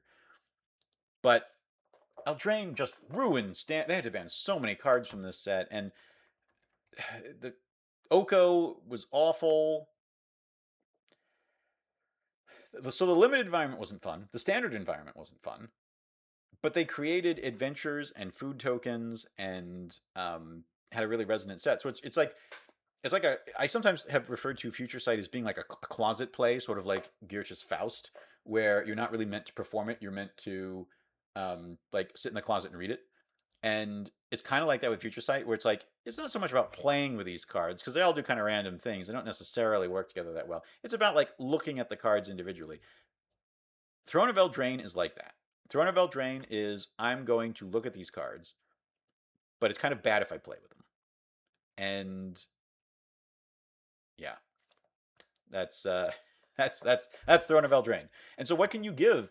Adventure is a wonderful mechanic that was a lot of fun, and they brought it back a bunch of times since then. And we've all been very happy about that. Um, and But it was also the start of Fire Design and Oko and so much misery. It's just like, what do you do? What do you do with all of that? Do you just put it in the middle? I feel like I would just have to put it. I feel like I have to put it as like a D because of the harm it did. It just did so much harm. It was just it's maybe the most mixed of any set where it's just like the highs are so high and the lows are so low. Urza Saga is maybe the one that comes closest, but I don't know that the highs get as high in Urza Saga because they're just highs in power level. They're not necessarily highs in fun. Can I can I keep Urza's Saga as high as I have when I'm doing this to Eldraine? I feel like they at least banned things faster in Urza Saga. Maybe that's not right. Maybe I'm remembering it wrongly, but I don't know. It made everything so miserable. Like even the limited wasn't that much fun. Because even when it wasn't on bot drafts, even when you weren't playing against Mill all the time, they were just like these long board stalls with food, and they just would just like wait until somebody got their bomb down. And at least that was my experience. I did not have a whole bunch of fun with Eldraine. So I'm just gonna put it. I'm just gonna put it really low. That's what I'm gonna do. Theros Beyond Death. This was one that got, of course, a little truncated in how much I got to play it in limited by quarantine starting, and the fact that, as I said, I tried to do it on my computer, and it just wasn't going to do it in VMware on my Mac, and so I had to put it away for a bit. But I do remember enjoying the ones I did. It was not. It was sort of. There was a lot of good stuff in it compared to the original Theros, but it was. I mean, it was certainly some of the, I went and looked on 17 Lands at what are some of the highest win rate cards that have ever happened in the history of 17 Lands covering things, and it was like some of the highest win rates ever were Theros Beyond Death, but they were also in like bot drafts. So I don't know how to factor that. I just liked this set. I feel like Escape was fun, but Uro was too powerful. Elspeth Conquers Death was a little obnoxious to play against. Cure Best the Sea God, I was usually on the giving end of in limited, which was great. Same with Ashiok, but they were kind of egregious design things. I don't know. I've had a lot of fun with this set. I'm just gonna put it a low B. Um, it was fine. It was enjoyable. I mean, maybe Portal should be lower, or I could just move things past it. We're gonna put it above Almond Cat. Yeah, that's what we're gonna do with it. But I really enjoyed it. Ikoria is a weird case because it was like I've only played it online. I've never drafted Ikoria in paper because it was the first set to come out once the pandemic was underway and quarantine was started. And yeah, it's like it was kind of dominated by the cycling set. We all thought it was gonna be a big fun kaiju set. And instead, it was like weird mutate rules mechanic. I think this set would be remembered worse if it had been in paper because people would have had to know how mutate works instead of having the computer take care of it for them. I'm also going to shrink the window a little bit here to. Was that not actually helping? Because I'm noticing that like everything's gotten so big that it is. Yeah, I'm gonna have to make these smaller. Everything's there's just so much of it all here that gonna have to shrink that down so that we can all fit them on the same page. All right. But so Ikoria I think would be remembered worse if it had been done on in paper, but it wasn't done in paper almost by almost anybody. It was done online, and this was also the set where I bought a lot of collector boxes for sets during this period because I wanted to keep my local store afloat, among other things. Like I had disposable income, and I wanted my store to be open for me when quarantine was over. So I bought like a collector box of Ikoria, and I just remembered a moment where I took a picture because I was just like upset that in my play booster box and my collector box, I'd opened like 6 copies of one of the Phoenixes that's in the set, and all of them were different. It was like normal, extended art foil, like anime art something. Well, not anime art, whatever the model was they called it for the things in that one. And then there were like 2 different alt art forms. It was just, I don't know. I just remembered that being the point when I was like, I'm over all of this alternate art treatment for at least the time being. Yeah, that set was too much. And the Godzilla stuff, I wasn't. Oh yeah, one of them was a Godzilla reskin as well. Um, I was kind of unhappy about that because that seemed like opening the door to doing more of that, which is now where we are. But um, yeah, so I don't know. I card is like a C. It promised us kaiju's and um, gave us weird mutate instead. I mean, it gives us. You know what? It gave us the triomes. I'm actually gonna bump it up a little bit for giving us the triomes. You know what? There you go. You can have the triomes. M21. This was one where didn't have. This was the Teferi one, right? This was the one that was like Infinite Teferis. Yeah, yeah.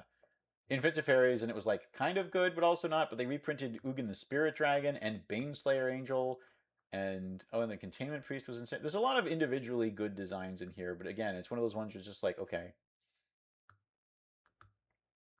yeah. I'm scrolling down the list, and it's like Sublime Epiphany, and I guess I was excited they reprinted Grim Tutor because I could finally get one at a reasonable price.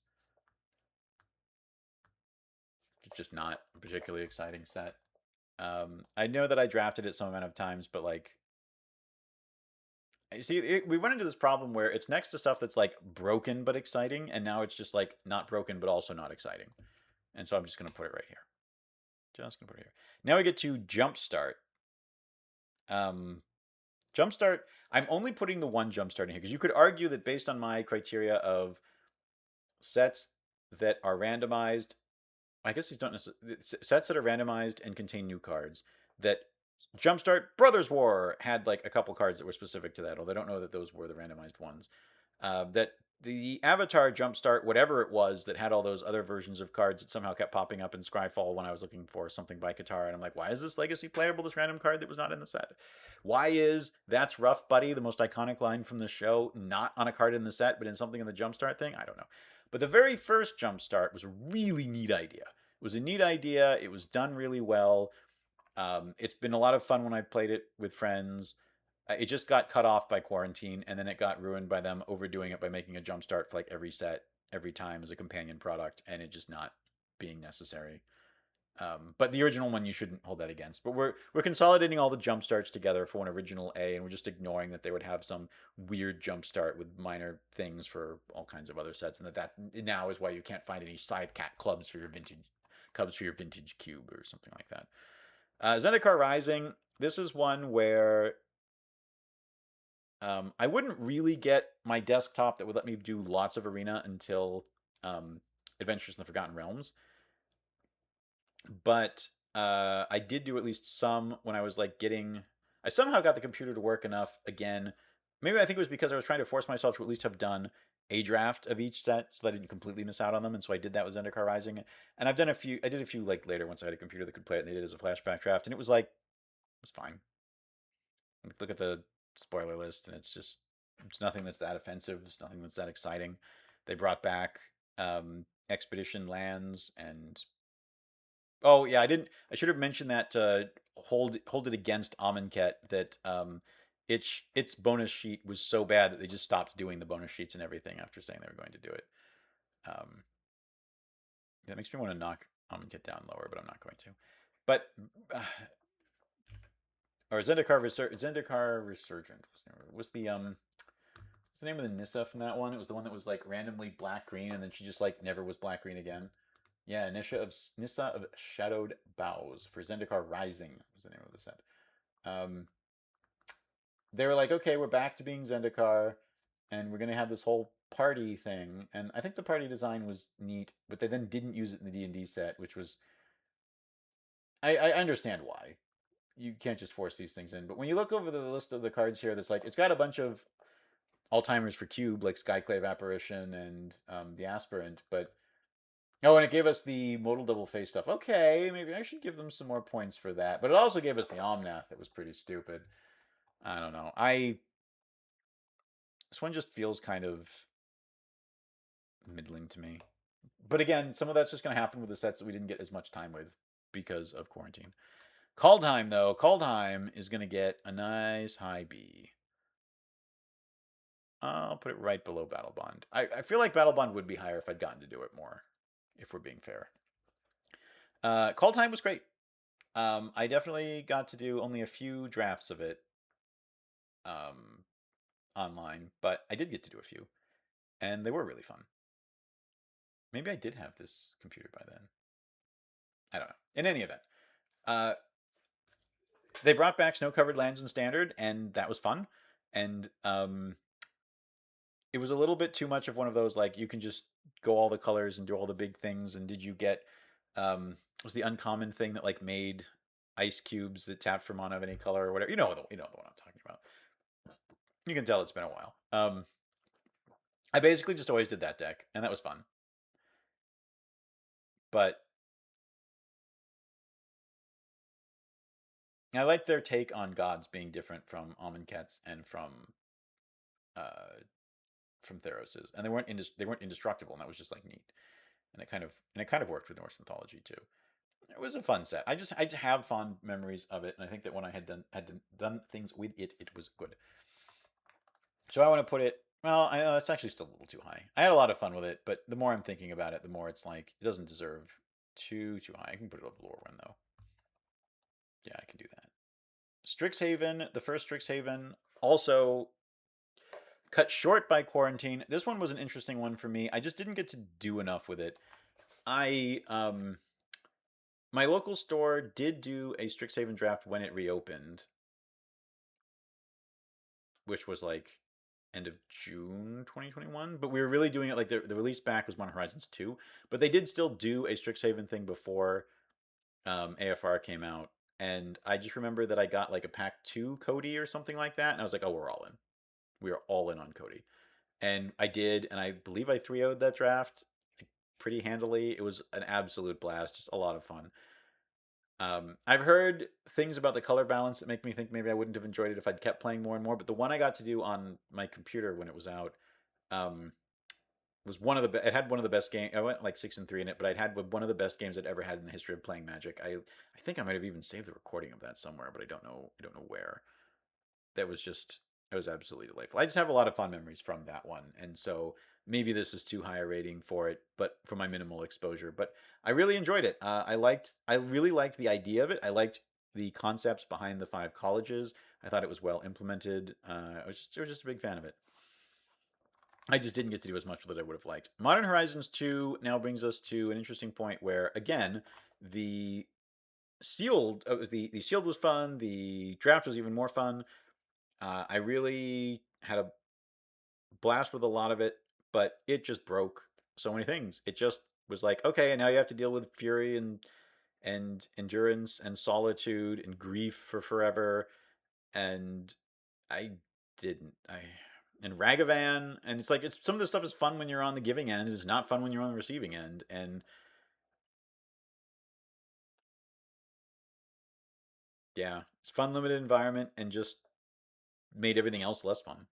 This was actually Modern Horizons 2 is actually the reason I stopped playing Vintage on MTGO because as soon as it came out, the deck I was playing needed to add 4 endurances, and they were like $70 each on Arena. I'm sorry, on MTGO, and I was just like, I can't. I'm not going to spend that much money to buy a playset of those just to keep playing the deck I'm already playing. And when I know in 6 months they'll be down to a tiny fraction of that, and then they did collapse after that, but not until, but by that point, I was just like out of the habit of playing. So, which was kind of sad because right before quarantine, I did Eternal Weekend. Paris was like my last thing to do before quarantine, like my last traveling before quarantine. And in the process of preparing for that, I qualified for Vintage Champs on MTGO, and I like came in 10th in the Vintage Championships. That were in like January 2020, and I would have liked to keep up with it, but um, first the computer was having trouble playing MTGO, and then by the time I had a computer that could play MTGO better, it was like you just have to spend infinite dollars to keep your deck updated with all these new cards we just threw in that are going to be worth nothing in a few months later. And I was like, I'm just going to play Arena because I don't have to put money into it. So what am I going to do with? What do I do with all of that? I mean, I've just said enough words that make me feel like this is like a D, a high D because it's a more recent D we're putting in. But like it just did so much harm. It just did so much harm. Just not a fan of a lot of the designs for that at all. And the limited environment was fun, but it wasn't as fun as Modern Horizons 1. Like, not even close. AFR, okay, this is going to be controversial because I know this set is not well thought of by a lot of people who, if you're a content creator and you have to be drafting this a lot, or you're a pro and you have to be drafting this a lot, you see the color imbalance where black red sacrifice is like the thing to do and blue is virtually unplayable, and you think, this was miserable, like I'm already sick of this set, I don't want to keep going. And then the set is just like just lingering for months and months. Not that anything ever lingers anymore, but people got sick of this set and didn't want to keep doing it. I, on the other hand, this was when I had finally gotten the computer that could run Arena really well, and I had the time to devote to it. And this was when it was done. I said to myself, how many times would I have to draft a set to get like of the full like 4 times the rares, a full set of the rares in on Arena? This wasn't Mythics, but this was like the normal ones. And the answer was 48. So I drafted this set 48 times when I think the next best in my life was probably like, maybe something that I drafted something close to 10 times in paper and 10 to 15 times online. So it was like a sizable jump over the next amount that I had ever drafted anything. But I got to tell you, while I did start to get sick of it, because I had never drafted anything that much, I didn't feel the sickness the same way. So I really enjoyed this set. I kind of want to give it like a low A. Again, anything that gets added to the top or the bottom of the tier. Nothing gets added in the middle. I really thought, as their first implementation of a full set with a different IP, I was about to say somebody else's, but it is technically theirs, and it's not a Universes Beyond set. They implemented there were so many cards where I just looked at it and I was like, oh, they've got this. This is their implementation. I liked the dice rolling. I have a friend who really hates the dice rolling, but I liked the dice rolling because I really liked getting the nat 20s and having something fun happen. I was annoyed that they didn't have a delayed blast fireball, but then they printed it in one of the commander things. But like I had a draft in paper, so this was also like really when we were back in the swing of things regularly at the local store again. And there was a draft where I got a deck of many things, and I actually got the nat 20 and won off of it. It was so much fun. Like 48 drafts of this, and I wasn't sick of it. Like I was starting to get a little sick of it. I was a little bit at the point where I was like, okay, well maybe I'm like a little glad that I'm done with this thing. And I can kind of stop now. But I would have done more. I would have done. Like if it had just continued being out longer, I think I would have from time to time done more drafts. I was just kind of out of gems at that point was the bigger issue. But yeah, I don't know. I just had a blast with this. I loved looking at the cards. I loved the monster manual versions of the creatures. I loved so much of this set. I had an absolute blast with it, even though it was 48 times, which is wild because the only time I have come even close to that many drafts was when I actually went slightly above that many drafts. When I did Midnight Hunt. And I'm just going to put this here so I have a place to put it while I'm scrolling around. Because now everything's gotten so large it's messing up the window. But Midnight Hunt was when I said, okay, I got to like Diamond 2 or something doing all this stuff for AFR. What if I actually tried to get to Mythic? What if I said I have to draft every day? Some of it would be if I did it in paper, I didn't have to do it online. If I did at least one draft every day so I could see how long it would take me to get to Mythic. Like, could I do this? Could I get to Mythic? And of course, it turned out if you're willing to keep putting money in, yeah, I got to Mythic. And I had like several days to go, a couple days to go at the very least. But I did 54 drafts of Midnight Hunter. What I total did, I did in total. That doesn't mean that's how many drafts it took me to get to Mythic because I don't know that those were all in the same month. But I did do 54 drafts of this, by far the most I have ever drafted any set ever in Magic the Gathering. And I loved this set. Like I think I liked. If you'd asked me at the time, like, do you like AFR this more? I would have said I liked AFR more. But I really got into the gameplay because it was a better gameplay set. Blue Black was overpowered, but it was nevertheless still a very fun. You still could do other things, but a table could also support multiple blue black drafters. This is one with Seed Zombie and all those fun decayed tokens you could be tapping with it. I mean, it was. And again, I told you before, I love the autumnal theme that they had in Guilds of Ravnica. Well, this also had that with its like harvest art autumnal stuff, and I loved the art in this set. I love the way this set looked. I love the way that it felt. 54 drafts of it, and I could have kept doing more. I mean, I was a little exhausted by that point, and that's why I did not draft Crimson Vow very much in online. I did draft it a lot more in paper, but yeah, I don't know. I just my own personal fondness just makes me want to put this one probably like right here in the A tier. Like that's I just really had a blast with this set. Yeah, it's I know for the werewolf set to have terrible werewolves is just like a recurring joke. It's true, and they were better in Crimson Vow than they were here. But what was in the set that was good was so good and so much fun. I don't really need it to be that balanced. And then on the second half, you've got again. I'm just putting this here for the moment while I'm scrolling around. Crimson Vow, I did more in paper and less online. I did relatively few online ones. This was one that was known for being a lot bombier than Midnight Hunt was and having fewer ways to deal with the bombs. And so it was also a very much more aggressive format, which is not something I like quite as much. I really liked the like sit back and do your siege zombie stuff, Midnight Hunt. So I can't give this one. I mean, we're gonna break with convention a little bit and put a new set not at the beginning of a tier. I did like this one though. I think that other people liked it a lot less than I did. I liked it quite a lot. I did like the aesthetics of it. I liked the gameplay of it. I had a really fun two-headed giant thing with it where like I just played blue black like black red like all removal and the other person played all the creatures and we had so much removal. It was so much fun. I really had a blast with the set. So its aesthetics were good. Its gameplay was good to me. It didn't do anything that so horrifically broke or ruined standard that I had to care about that. Not that I was playing much standard anymore by this point, but there you go. And then we get to Neon Dynasty. I really did not want this set when it was announced. I was just like, I didn't think this futuristic stuff belonged in my Magic, and I'm still not overly fond of where things have gone in that direction. We'll be getting there with Marvel. Um, but I mean, this set was fantastic. Like, it just was probably better than Dominaria. Like, even as much as I hated the futuristic stuff, and there was even a joke where some people in my Discord like changed their names to be the Surge Hacker Mech because I specifically pointed that out as a name that like really offended me as going outside of Magic's um, setting. But I still loved like the art on the one that was called like the modern age, the one that it had like the green drawings of the like, creature that the saga would flip into, that looked very 80s computer like.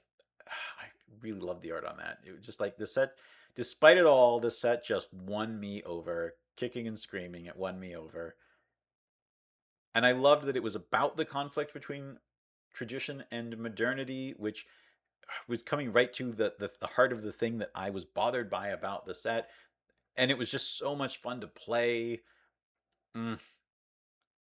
The only thing I get to still be sour about for this set is that I really hate the Wandering Emperor as a card. I just hated, as long as it was in standard, just knowing that they had it and knowing that there was nothing I could do about it, and it was just going to be miserable, and I was just going to be sad. Um, but what are you going to do? All the rest of it was a really good set. They really knocked it out of the park on that one. And now for another one of my ones that's going to be a little controversial. We have, and again, we're just putting this here while we're arranging things. Streets of New Capenna. I really liked this set. I really liked this set. It was a terrible limited format. Don't get me wrong. Horrible color imbalance. Inspiring Overseer was a gigantic mistake. It was supposed to be a 3-color set, but it wasn't because it was such an aggro set. We thought it would be a nice slow 3-color set. You didn't get to play with a lot of the intended mechanics because it was just aggro and annoying stuff and on all of that. But boy, do I love the aesthetics of this set. When they first announced it was like New York gangland style thing, I was picturing something else, and I was picturing more like 1880s ish, I guess maybe. And then when it actually came out, it was Art Deco. The Art Deco style was so good. The mountain from I bought something like 20 or 26, 30 copies of the mountain, the like really deco mountain in this one. That's like on a Stoyer brand. Which one? But um, I bought a million copies of those so I could play them in my commander decks, and I just absolutely, absolutely love this one aesthetically. It gave us the other 5 triomes, which was a huge deal. I love that. I love that they were willing to just put cycling in the set on just 5 cards. That was great. I loved a lot of the design of the set in terms of like how they structured what the families were. I loved the idea of them having this halo that they were getting. I loved everything about the Roaring 20s vibe of it. This is another one where like Future Sight, I like sometimes just scrolling through the cards, especially the alt arts. It's especially the alt arts in this one that had the more deco looks to them. That's just so good. Now, I cannot give it an A. As much as to me it might be an A, I cannot give it an A because I'm just too intellectually honest to do that. So I'm probably going to have to put it here based on how bad the limited format was. I mean, how much can I punish a set that I really loved for the limited environment sucking? Maybe I can put it here. Maybe we can do this. Maybe we can just do that as a treat. I just really love the art in this one, man. And again, the triomes are really great. The setting was great. I really wanted to go back to New Japan as soon as possible, but I've heard that it was not a popular setting. I don't know how much of that is due to the draft format sucking or people really not liking the setting. But I really like this set. So now we have Commander Legends Battle for Baldur's Gate, which really I only got to draft once because that's all of it that my store did. And the set was like selling at a discount everywhere, I think, because it um, I I think it was just not selling particularly well, and then a lot of things from it ended up being expensive because it had those dragons that were like roll a d20 when it hits them and do all this crazy stuff. But if you ever had a chance to draft this format, it was the one draft I did was so much fun. Now, obviously, I say that because I won, but I won because my opponent, like, I mean, they missed my onboard trick with, it was like Baba Lysaga gaining life when they had hit with this like storm thing that was going to kill everybody, and they didn't allocate enough onto me because they didn't notice my onboard trick, but to just gain a little life. And Minsk and Boo is a huge design error, and there's a lot that's just like I think this one also gets a little hate because the online version with Alchemy had all those stupid specialized cards that were really dumb. Like where they're just like it's instead we have so much text. We not only could we not fit the text on one card, we had to give you 6 cards worth of text because we just have to put all this text on cards.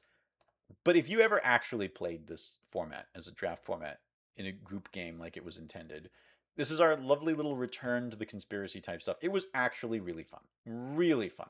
But I don't know if that would have held up over multiple drafts. I don't know because I didn't get to do multiples. I only got to do one. That one was really cool, though. Even better than the Battle Bond one. So we're going to put it right above Battle Bond. Does this entirely make sense? Is Legends Battle for Baldur's Gate actually this much better than Call Time? Probably not.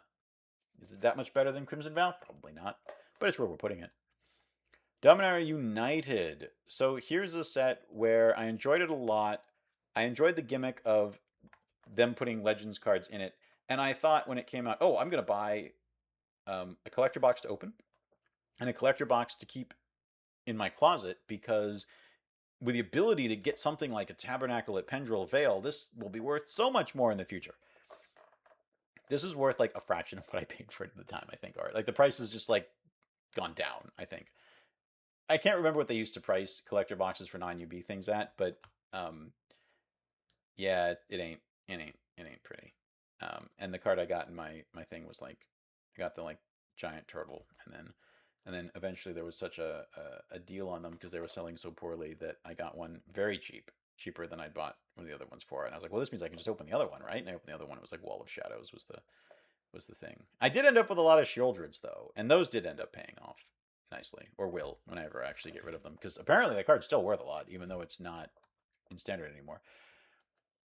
I really enjoyed this limited format, but this was the one. I'm actually there's an NPR story where I am the B-roll because the guy who was doing the story was going around looking for B-roll, and he knew me, and he was at my local store, and he was like, well, Charles will narrate a good game, so we'll just put the mic in front of him and see what he does. And I just like narrate this thing that starts off the video, or the audio, and it was kind of annoying because I make a mistake in the middle of this and like call it out and start like, and it's a mistake that I rarely make, which is not playing my land first because I'm always yelling at people for not playing their lands first, and I didn't play my land first, and I got in trouble for it. And I was just like, oh my god, I can't believe I did that. And I did that while this thing was going on, and this is going to be in this story that's going to be heard by lots of people. And what really annoyed me was the B-roll didn't go long enough to show that I actually ended up winning not just that game but that entire draft. And the secret for me in Dominaria United was I was well known for doing all kinds of like crazy 5 color decks when you weren't supposed to. In Guilds of Ravnica, Ravnica Legions, I was immediately like, oh, I'm all in the gate stuff. I'm doing all the gate stuff. Like, we're going crazy on this stuff. I think I had like 13 non-basics in my first draft, and one of those that was like gates themed. Something it was something crazy like that. Like I just took all the non-basics, and it was just and that sort of stuff was a lot of fun. But Dominaria United was very loudly telling you, play everything, have full domain, you know, B5 color. And I said, you cannot make me do this. You cannot make a set that everybody's doing this. So I'm going to draft Boros aggro. I'm going to force Boros aggro like all the time. And I did that at my local store. That's what I was doing in that audio. And I won like crazy in this set because I just kept doing the Boros aggro. It was so much fun. And when I did do the 5 color stuff too, that was also fun. But this set doesn't. It just doesn't feel like an A. It's just not that special. Is kind of the problem with it, I think. I'm gonna put it here. I do like it a lot, but it just wasn't special enough in some ways, I think. And Shieldred was like, it's funny that they revealed the card and it's called Shieldred, the Apocalypse, and she's smaller than her previous version. And at first it read pretty underwhelmingly, and I was just like, that's so underwhelming for that name. And when the other Praetors were doing all this crazy stuff, and then it turned out that she was just by far the most busted and awful of all of those Praetors, and it was just like, okay, yeah, sure, all right, I understand. But anyway, that's where we're putting Dominaria United. Now we get to Unfinity, which, as we all know, anyone who's talked to me before is well aware. Unfinity is the best set that Magic is. It's absolute nonsense. I'm putting it below Prophecy. Unfinity was not eligible for my tier list, or was not eligible for my rankings on my video about best and worst sets because um, it wasn't a real set. And I hate this set. I hate it. There was like a recurring joke in our Discord that if anybody mentioned Unfinity, I would just like black out for a while and just wake up hundreds of miles away, covered in blood, and hearing the sirens. They're coming for me. Oh yes, they're coming for me. But anyway, I did not like this. I hated it. This completes my journey from liking Unglued to absolutely hating any unset and wanting nothing to do with them. I went to the pre-release for this, and it was everything that was wrong with Unstable was wrong with Unfinity.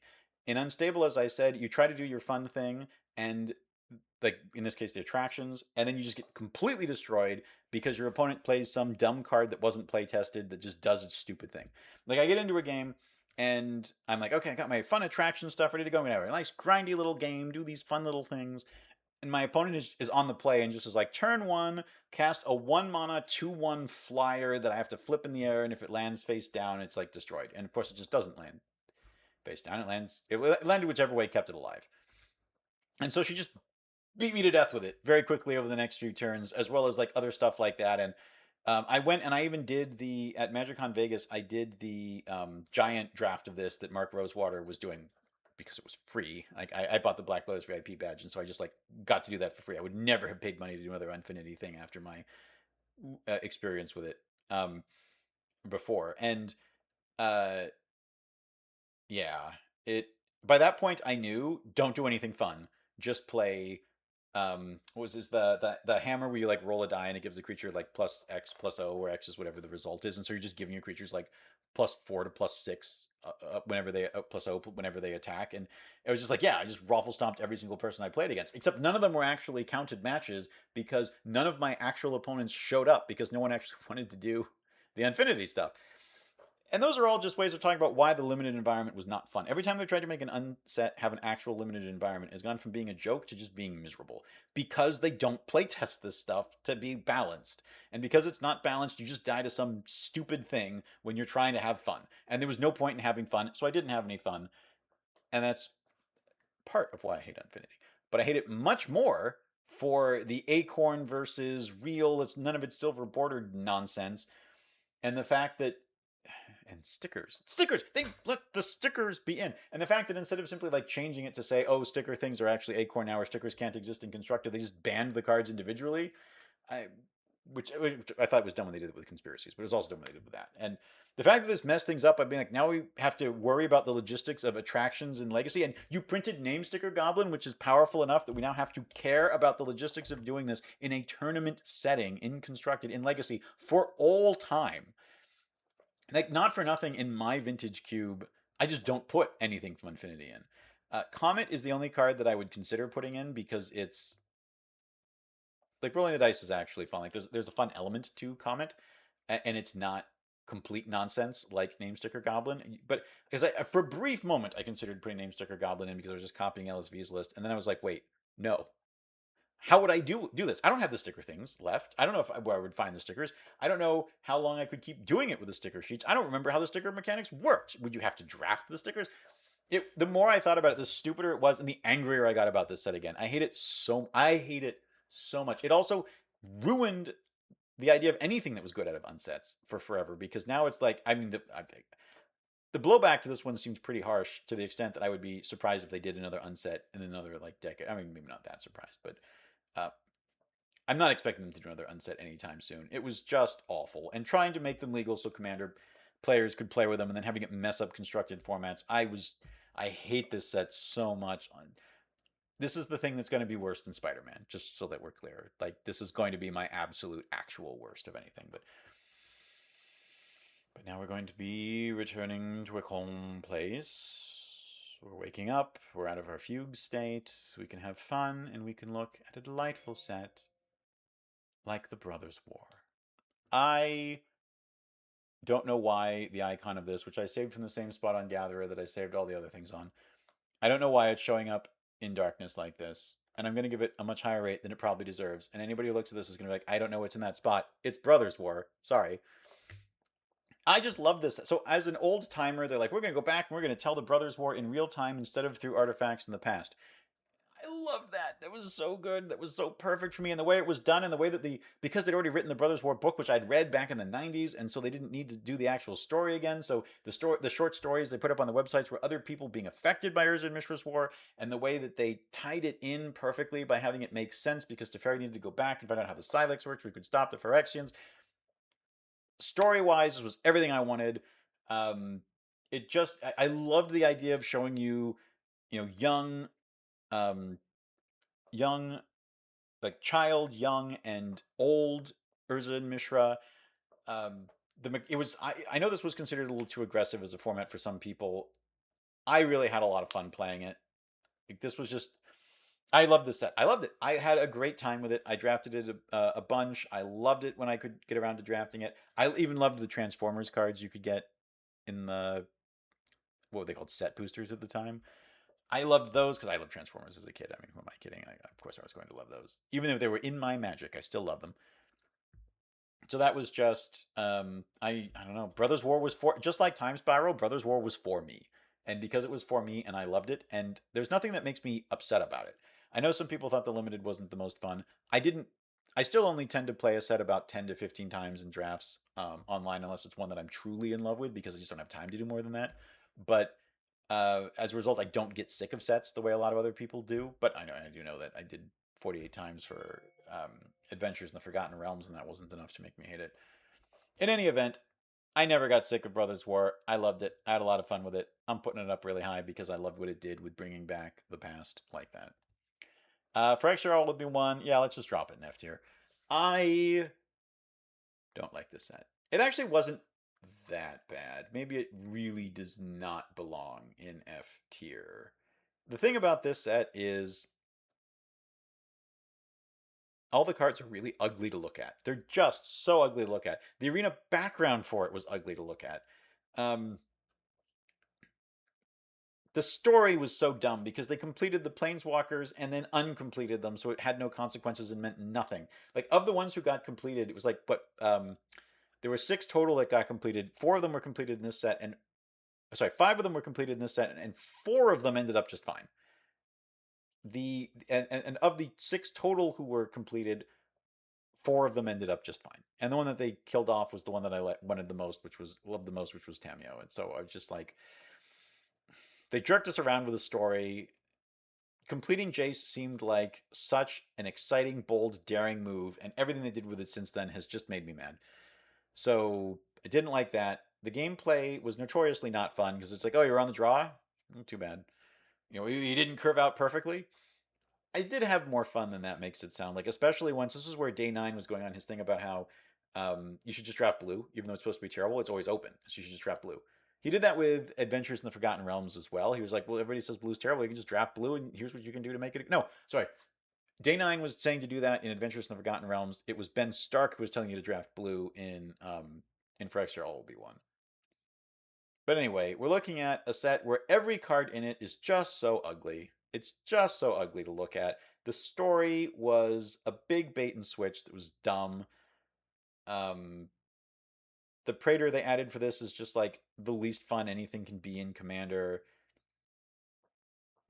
I'm not sure there's a single upside to this set.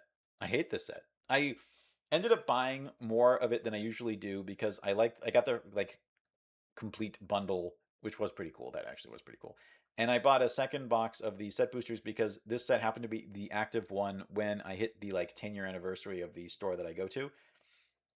And I wanted to celebrate the store by buying something nice and or buying something expensive at least, and that was what I picked. And boy, it did not. It did not. That box did not pay off. I mean, maybe the limited format. I know there were other people who liked this a bit more. I know the pros hated this. The pros hated this one. Most of the people at my store actually liked this one. I'm just gonna give it an F, man. The story thing was just. I'm just so annoyed about that, and it was so ugly to look at. It just doesn't really have redeeming qualities. The limited format not being as bad as some people might have said maybe is almost. I mean, again, playing blue in this format was actually kind of fun, but everything else is pretty stupid. No, we're keeping it in the F tier, but it's better than Judgment. March of the Machine, I really liked. I'm going to give it an A. One of the things I think was great about this one, I can't really put it above Zendikar and Rise of the Eldrazi, but I can put it here. Most of what I really liked about this was the bonus sheet of Legends was really good. Having the companions back with the fixed companion tax was tremendous. They were so much like the companions, as much as they're a disaster in constructed, they are so good in limited. Like there's just if you've never gotten a chance to draft for the companions in limited, you should do it. It's really fun.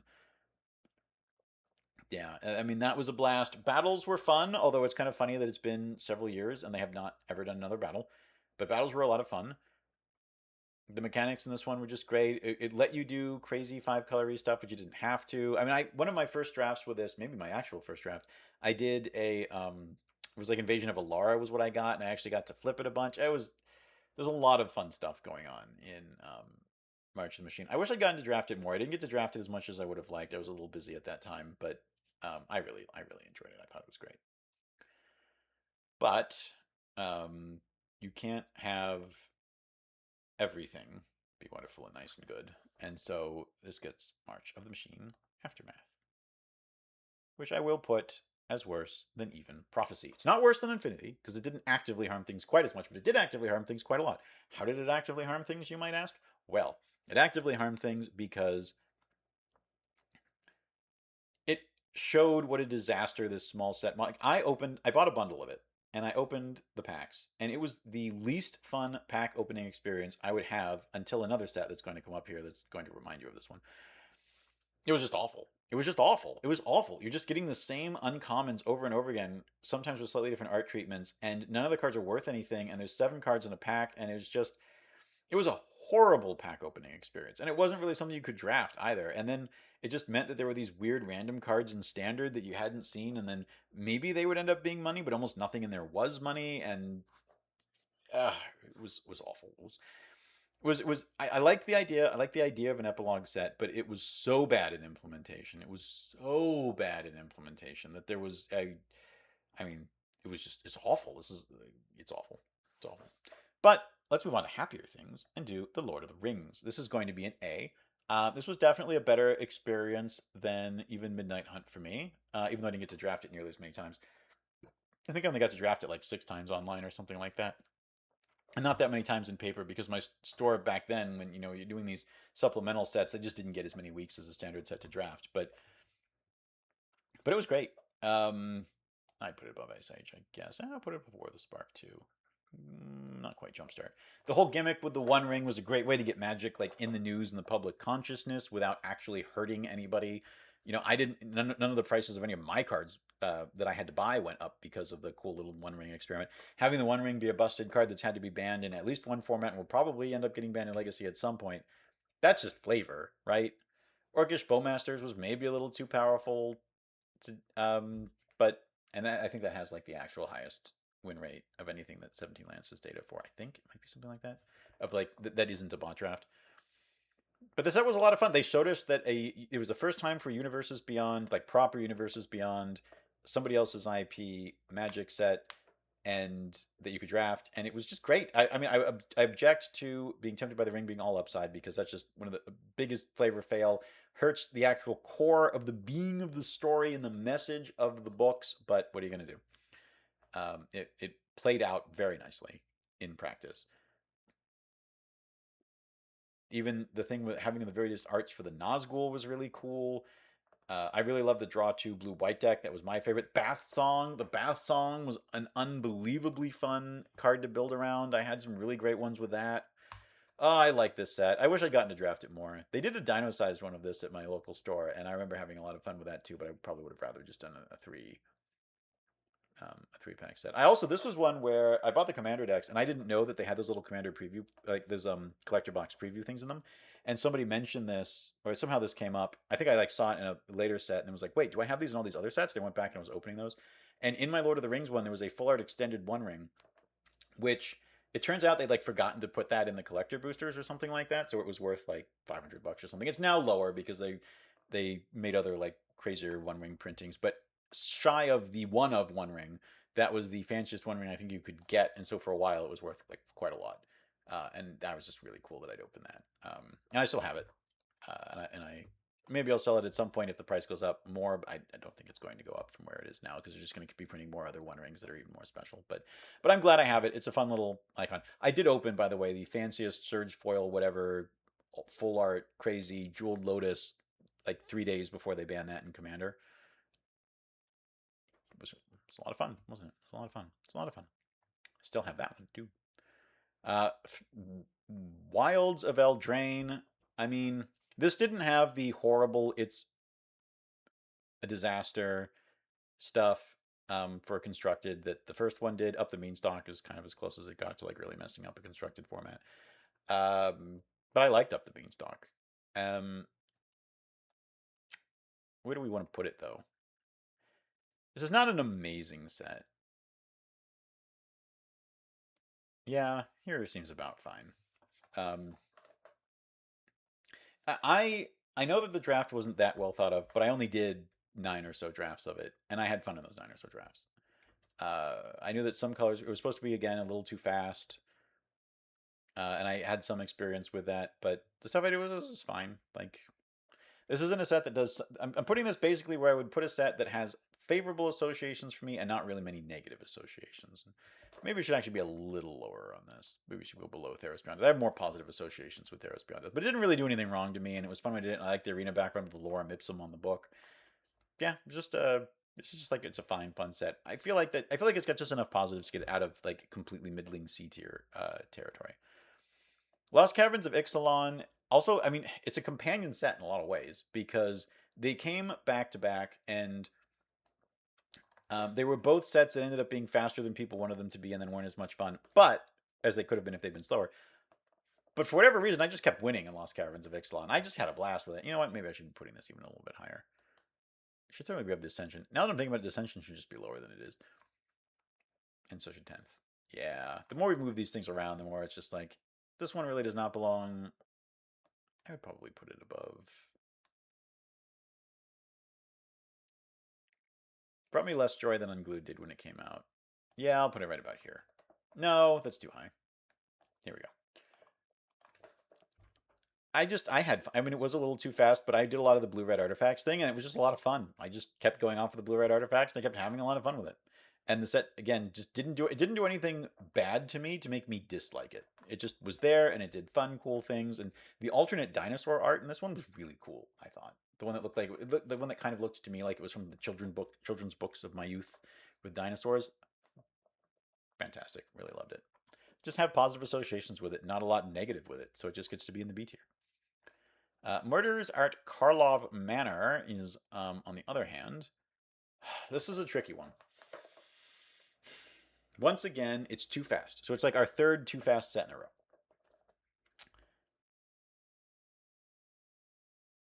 Though Disguise with Award stuff didn't quite work out perfectly well, though it was a nice little twist. The Clue tie-in stuff is kind of meaningless to me. I'm not really factoring that in very much or any of the puzzles related to it. I never really learned what the mystery was supposed to be, and I learned who the murderer was by just like seeing the card, and so all of that was kind of pointless. Setting it on Ravnica and then not making it a Ravnica set without justifying it the way that War of the Spark did felt pretty dumb.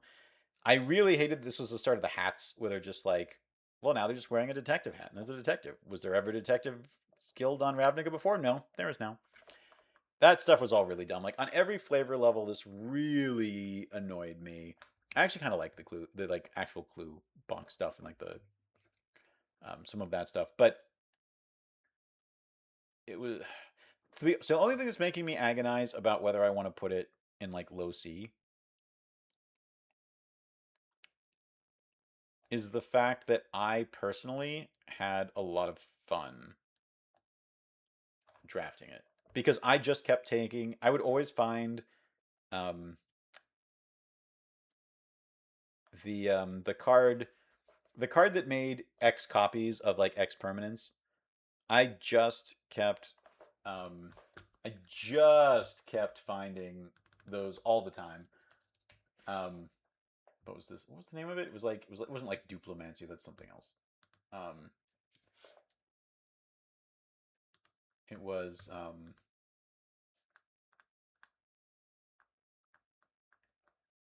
I liked how the mystery things were solved. Um, it was oh, I loved Insidious Roots too. Oh my god, I went off with Insidious Roots and the green version of that. Oh, everything I want out of Magic. Everything I want out of Magic.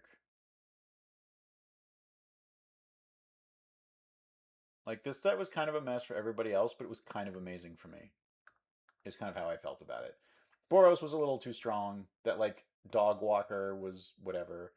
Um, why am I not finding the card? Oh, this is in a weird order on Scryfall, but I'm still not finding it. What was it? It was anyway. It was like we have to stop the entire thing right now until we find this. Why is my mind blanking on the name of this card? It was a gold card. Doppelgang. That's what it was. All right. Yes, the XXX green blue that had for X each of X target permanents, you create X tokens or copies of the permanent. That was such an amazing card. I think there were even drafts. I think there were multiple drafts where I had two of them. Um, I just the fact that you could do that in this format, even as fast as it was, it's just like that's all I want to be doing out of Magic, right?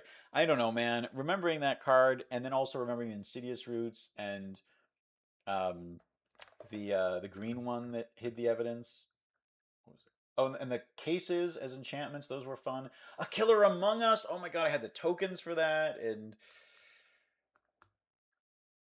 yeah, man, this thing is going to get Chalk Outline. That's the other one I was thinking of. This, I'm sorry, I can't not give this at least a B after looking at some of those cards again. I don't care what was up with the rest of the format. I don't care that it was like too fast again. I don't care about any of those other mistakes. It had Chalk Outline, Insidious Roots, and Doppelgang, and the Killer Among Us. A Killer Among Us. That one was just oh, I had so much fun with the Killer Among Us. Oh, it was so good. And the art on the tokens was so good. And the art on the card is so good. Yeah, nope. Sorry. This is how it goes. It's B tier. Outlaws of Thunder Junction, I definitely thought was I have to put above it. I don't have to put that much above it. Just because that was the one where I was like, okay, we've slowed down.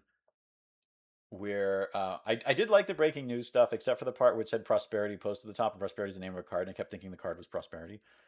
Um, but they found some fun reprints on there, like that in Fractured Identity and Grindstone really needed a reprint, and they managed to work it in for that. There was some neat stuff in there. I liked crime as a mechanic. That was just a really fun. It was just a fun set. Had a couple of big bombs, Bonnie Paul and all that. Although I think I was the one giving the Bonnie Pauls more often than receiving them. Um, and yeah, I had a lot of fun with it, and it was very nice because this was when they finally slowed things down after having three sets in a row that were faster than people wanted. And it wasn't like it was slow. Saddle was also like whatever for a mechanic, but um, the stuff that was right with the set was very right with it, and yeah, I don't know, I it it didn't quite evoke all the Wild West stuff as much as I would have liked. And it was again too much of a hat set. It's like, well, now they all just have Wild West hats, and why? It felt very much like what it felt like to me was the worst instincts that Terry Pratchett had when he'd be writing Discworld, when he would basically just say, he would be having a situation. Moving Pictures is a good example of this. Where he would say, and then as if by some unseen force, they would all start. He would have them start acting out exactly the way people did in old Hollywood in the 20s and 30s, with the only explanation being that, like, as if this is something that has to happen when this is like human nature is just such that this exact thing will happen in this exact way, and they will put on these hats and act this way and do these exact things, and without ever really justifying it. And that's how the hat sets felt. It's like, well, now we're just putting on the hats because that's what we're doing today. Like, we're in this episode of whatever show we go from, sort of like the the Mario Brothers Super Show, where they would go to a different like world place every episode, and it's like, now we're in RoboCop land, and so we're just like in future stuff, and now we're in vampire land, so Koopa's dressed up like Dracula, and it's just okay. But I can't. I have to put this above Murders at Karlov Manor, because as much as I just waxed nostalgic about Murders at Karlov Manor, I nevertheless um, did enjoy this as a nice change of pace from Fast Sets when it came out. I liked it more when it came out, so I have to put it here. So then we get to Modern Horizons 3, which I really want to put low. Where did I put Modern Horizons 2? I mean, it's worse than Modern Horizons 2. It was a more fun draft environment than Modern Horizons 2, and it left us with a bunch of fun commander things to do.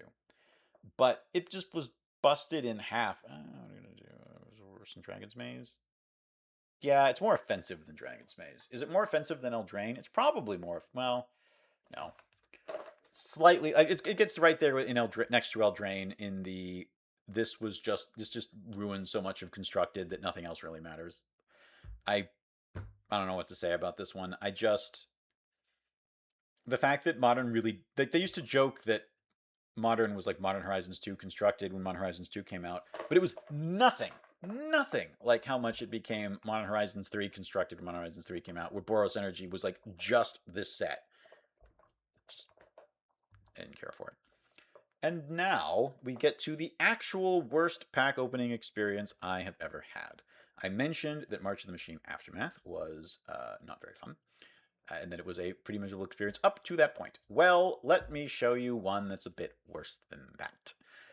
Assassin's Creed. I love the Assassin's Creed games. I loved the first Assassin's Creed game when it first came out, and that was the one where people were like, well, this is not actually that much fun. It's more proof of concept for the type of thing you might do in the future. And then the second one was the one that people started actually liking. I liked the first one. Now, the second one rocketed up the charts to be in my like top 5 games of all time, where it still is. I think, well, now that I've played more Final Fantasies, I may have to bump it down a little bit. But it's very high on my list of top games of all time. It's kind of what broke me out of playing World of Warcraft, because that came out and I played it, and then I was like, oh, I played through a game that had a beginning, a middle, and an ending, and now it's done, and I just had a great time, and when I want to, I can replay it, and I only had to pay for it once.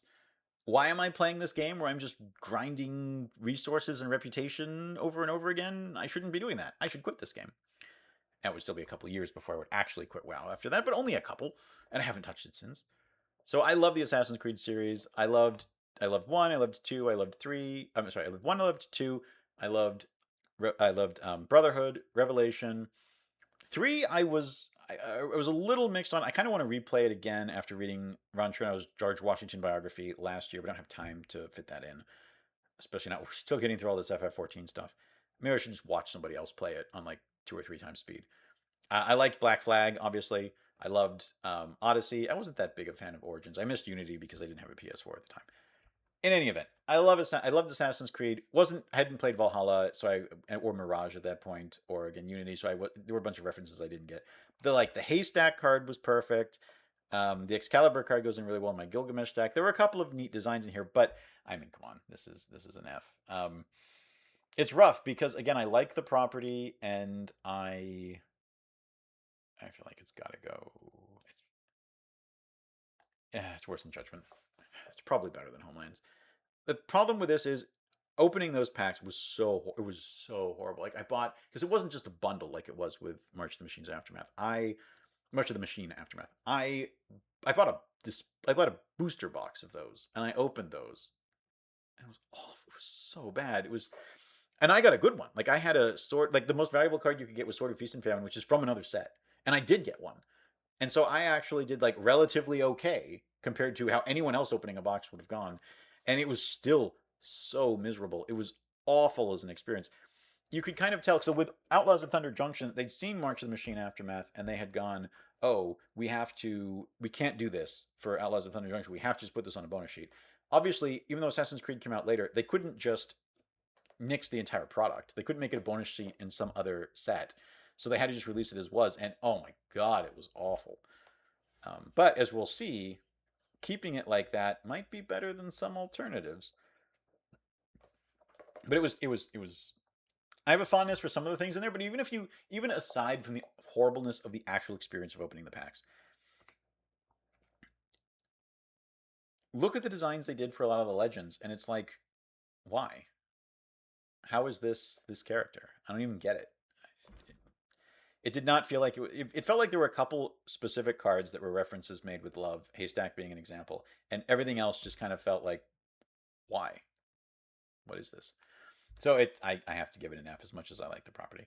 Bloomborough. This one has to get a decent grade just for like being so good aesthetically, having such a good trailer and story and um, idea for the world. It was just really great. But it wasn't the best limited format. Strangely, this set came out. The pre-release was the weekend of my move into my current apartment, and so I um, missed some of the. So I missed like the first couple of pre-releases. I did get to still go to some pre-releases on the final day of pre-releases on Sunday because I was moving on Friday and Saturday, and then also doing some moving on Sunday after the pre-releases. Um, Somehow, as I was like moving into my apartment, that left me with when I should have been unpacking, I guess. Um, Time to do. I did 28 drafts of this set. I don't know how that happened. Like I look at my chart where I put in all of my drafts on Arena, and I'm just like, I don't know. I don't understand how that happened. This was like not that engrossing a set. And when I played a flashback when they had one a couple months ago, I just like got completely destroyed because I didn't really remember it that well, and I did not do my due diligence refreshing myself. But I don't really like these typal sets that much anymore because they're very synergy based. Without synergy based stuff is fun to a point, and then it gets to the point where your deck is not functional, or like you think it's open and then it just somehow wasn't, despite the evidence that seeming like there's a lot of evidence that it's open. So I really liked looking at a lot of these cards. I liked some of the games I had. I had this one deck where I had 4 copies of the Lizard that when it comes into play, if you hurt your opponent, you get mana back. And there was a game where I did that, and then I played all 4 of them on the same turn, and then followed that up with the one that thought seized them if you'd hurt them already. That was one of the most fun decks I've ever had drafting. And so I think the positives on this set mean that it has to go into the B. The question is just where. I really just didn't enjoy the limited that much, and I did so much of it. I still don't understand how. I still look back at that. I'm just like, it was only 2 years ago. How do I not remember how I did that much of it? I must have just had a lot of time while I was procrastinating other move things, or maybe while I was waiting for other things to happen. I don't know. I even had a girlfriend during that. Like, I don't understand how I had the time for that. Maybe they were all very short because I was doing terribly in them. It was just a bunch of like 1-3s. In any event, the positives with it are high enough that I kind of want to put it right about here ish. Maybe it's better than that. Yeah, it's better than Born of the Gods, I would say. All right, so we'll put that there. Duskborn is an A. The question is just like where in the A, and it's in the A just because of how good. Maybe it's the bottom tier A, because of how good it was as a draft experience. I hated the aesthetics of it, except for a couple cards. The like one island that has the tentacle sipping, like pouring the tea. That's great. A couple other ideas. A lot of the monster ideas were great for their like how they looked, but the humans were all just in like 80s clothes. And this one that just had like baseball bats. So baseball's now just canonical in universe magic. And um that I don't know. It did not like the look of this. I didn't like what they were memeing on because I'm just not a fan of 80s horror movies. Um yeah, this was a huge flop for me on a lot of that half of the aesthetic side, but the part that wasn't didn't feel like it had to be out of an 80s movie that was just like here's this haunted mansion, here's like fear of like fear of heights, fear of all those things. Those were pretty fun, and the rooms were a really great mechanic. But mostly, this was just a really great draft set. Really good draft set. Manifest Dread was a lot of fun. Um, yeah, I. The strangest thing about this is that you lure in a lot of younger players with cutesy Bloomborough, and then you immediately follow it up with a horror set that's got a lot of disturbing art and imagery in it. I to this day do not understand how that happened. That is, it is wild to me that that could possibly, if they had done that in the opposite order, it would have made perfect sense. Doing it in the order that they did, absolute nonsense. I don't understand it, but Duskmourn was just so much fun to play that I can't put it below A tier. Foundations. It's so weird because the idea is we're going to do a core set that's legal for 5 years. And that's just like a weird idea. And how does that idea pay off? I don't know. It would still be legal even if without that adjustment. So I don't know if um, that alone is worth any points. I'm always fond of sets where I like won some of the boxes on Arena Directs because I usually just do Arena Direct. I don't put money in with the exception of one thing for Final Fantasy. I don't I don't put money in. So if I don't if I, so I usually just do like one because that's what I have the gems lying around for. And I won with Foundations and got 2 Foundations boxes, and it was just like that always makes me. I always like a set more when I ended up winning some of the boxes for it. Foundations was a really fun set to play. It was very much core set gameplay, but it was really fun core set gameplay. I really loved the blue black deck where you're drawing your second card each turn. I liked some of the life gain in the white deck. They did a flashback thing of it recently where I drafted a like really nutty deck that ended up just being mono white and had like plenty of bombs and life gain synergies and all this crazy stuff. And then it just like went 1-3 because it just drew horribly every game. And I was like, well, okay. I think it was one of their like midweek phantom free drafts, so it was fine. But I was just disappointed at how the deck looked so good in performance. But I really had a great time with the set. I don't think I can put it into the A tier though. It was just like a really fun set. And where would we put a set that's just pretty fun? Probably right before Return to Ravnica, which was like, I think I had less fun with Return to Ravnica than I did with the Foundations. Ether Drift, I actually enjoyed this set in draft. I know everybody else was like upset with it. I know I don't like vehicles that much. I just didn't draft it that much, but the drafts I did were very fun. And so, but what? How much do we penalize it for the yellow bordered cards and the terrible alt art stuff and the fact that it's like wacky races, but it's going across all these planes. We're also introducing planes that you haven't seen before, and we're your reintroduction to Amonkhet after all the disaster that befell it is like in a comical wacky racing. I don't know, man. The more words I am saying, the lower I am putting this. Um, I'm gonna put it at the bottom of the C tier. Fun draft format for me, kind of a mess in every other respect. But I enjoyed the draft format, and I can't have enjoyed the draft format as much as I did for this one, and put it in the D tier. I think because it didn't do any harm the way that Modern Horizons did. Tarkir Dragonstorm. I think I enjoyed it less as a draft format than Ether Drift, but it wasn't offensive. It just ran into that problem, and in fact, I mean, it's almost the definition of mid, right? It was just like because we learned so quickly just when to do the Dragonstorm Globe thing.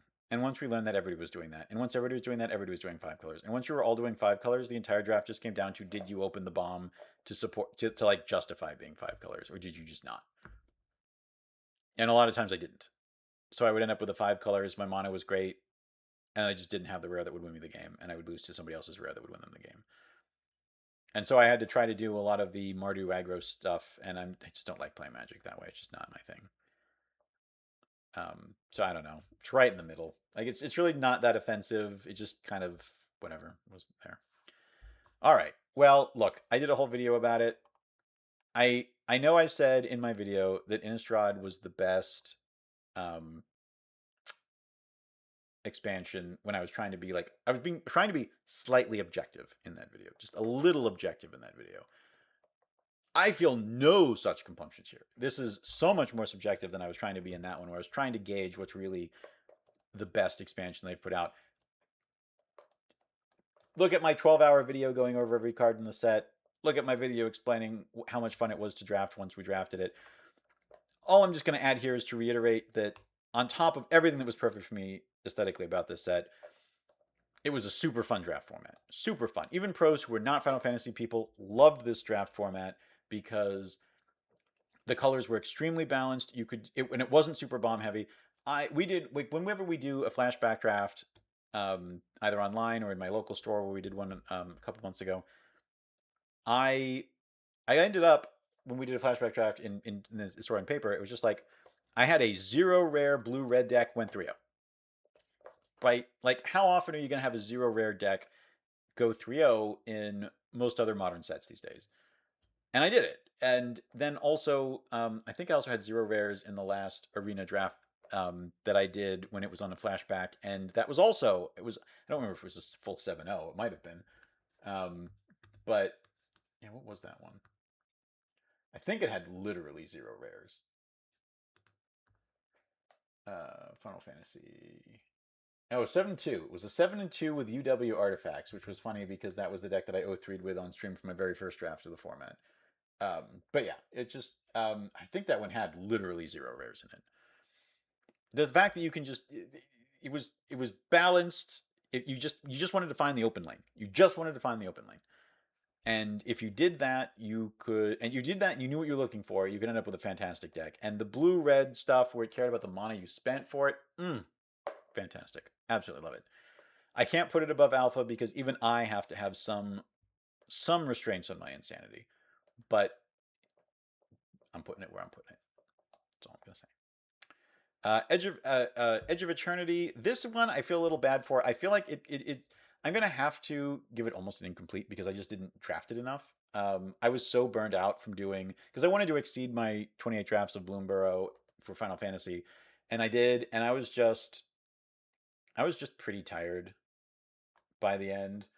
Um, of like I was depleted on gems among other things, and I don't like putting money into arena, which I only did for the Final Fantasy win a play booster box thing. For the collector box I just won on the first try, but for the win a play booster box one I was like, okay, I'll put a little money in, and then yeah, I won 2 boxes, so I came out like doubled my money if I ever actually sell them. But I don't like putting money into arena because it just seems like a bad direction to go. And I also put money into arena to buy the Final Fantasy cosmetics that you had to buy with money, but other than that I don't. And so I was too low on resources to do very many drafts of Edge of Eternity, and I was pretty busy. And of course, its time was shortened because of Ascent we'll be getting to. Um, yeah. It was a lot of fun when I did play it though, and it really did a good job of doing magic in space. It really did. I was very skeptical, and then they did a great job with it. It's a little weird that they're now immediately afterwards doing Star Trek, but which doesn't seem to fit as well as the aesthetics did in Edge of Eternity. But Edge of Eternity itself was really great. It probably would be higher if I maybe would be higher if I got to play it more. Maybe it would have been lower. Maybe this is too high in the Bs. Maybe I'm just giving it too many extra points for assuming I would have had more fun in other times. But um, yeah, I'll put it right below Battle Bond. That's where we'll put it. It's not. It was great. I would love to do more flashbacks of it when they are available. Spider-Man. I went over this in my video. I don't feel beholden to my attempts to be slightly more subjective. I'm gonna give it an F. It's better than Infinity, but I think time has proved, even since I did that video, that it is worse than than it had looked at the time, because it was only a couple months ago. Because when you look at how it not just distorted the standard schedule, like making it a full set, distorted the standard schedule, and this is why I'm like kind of glad they didn't do this with Assassin's Creed. Distorted the standard schedule to give us less time with Final Fantasy, less time with Edge of Eternity, and moved. It affected rotation because that put the some of the Shocklands in Lorne Eclipsed are going to be on a different rotation schedule because they end up in the next calendar year. Um, it's also just like, and it soured people on the idea of this universes beyond stuff that's especially small sets for, which is maybe good that we did, but that like made it hurt turtles. It would hurt people's reception of Marvel. I mean, my store was like, we'll just start doing other flashback drafts after like a week or two of Marvel superheroes because even though it's a much better set, people just had the stink of Spider-Man upon them, and we're just like not that interested in doing Marvel superheroes. I did the whole video. I talked about how terrible it was. It's a terrible set. Everything since then has only made it look even worse. And I'm not beholden to being remotely objective here, so I can put it where it belongs to be. Avatar is an A. Question is just where. This one got me the night of the pre-release. I started with my girlfriend watching I might put it. I would put it about. I just have such fond memories of Midnight Hunt, but I also have fond memories of Avatar. You know what? I'm gonna put it. I'm gonna put it right here. Um, my girlfriend and I started watching the show. I'd seen it before back in 2013. She had never seen it. Um, and so we started watching the night of the pre-release. We didn't finish until like well into Turtles. Like I think we were like almost two full sets. Maybe it was well into Turtles. It was something like that. I don't remember exactly when Turtles came out. Yeah, yeah, it would have been I think mid Turtles. That we actually finished it, and then I didn't get a chance to draft it again because the set had long since passed by that point. But they just did a paper flashback draft at my local store because again they were avoiding Marvel superheroes um, on last Friday, and I got to do another Avatar draft now having rewatched the whole show, and that was just a lot of fun. It was having shared that experience with my girlfriend going through the whole show. And showing her some of the cards after it was done because her roommate played Magic, and so we did a draft at his place. I was like telling everybody, you have to be quiet saying certain card names because she doesn't know there's a Fire Lord Zuko yet. But it was just like this set was just it had Final Fantasies. All 10 colors are there, which is something that is important. All 10 colors are there. It was reasonably balanced. I mean, red was pretty bad if I'm recalling exactly on some of the numbers, but and allies were like a little bit too good, so it wasn't as balanced as Final Fantasy. But and it had way too many bombs, as I talked about in my other video. I talked about there were like 7 bombs bigger than the biggest bomb in Final Fantasy. But it was such good gameplay. And Final Fantasy, one thing against it is that the limited mechanics were a little bit corset-y. They weren't that complex. They got a lot more complex in Avatar with earthbending, firebending, waterbending, and airbending. Just a really great set. Perfect encapsulated the love for the show that they clearly had. Watching the show again after seeing the cards it was like, oh, it's that person. Oh, it's that thing. Oh, it was so good. It's really truly great. It along with Lord of the Rings really makes me want to see them do more sets that are UBs for a specific story that they follow, like they'll be doing with The Hobbit, and less conglomerations of things like Marvel superheroes and Star Trek. That does include Final Fantasy, although the Final Fantasy ones, each game was its own story in a way that kind of like there were big story moments in Final Fantasy. I mean, I guess they had them in some other ones too, but um, I think the Final Fantasy games, I think there was a Saffron Olive video that talked about this.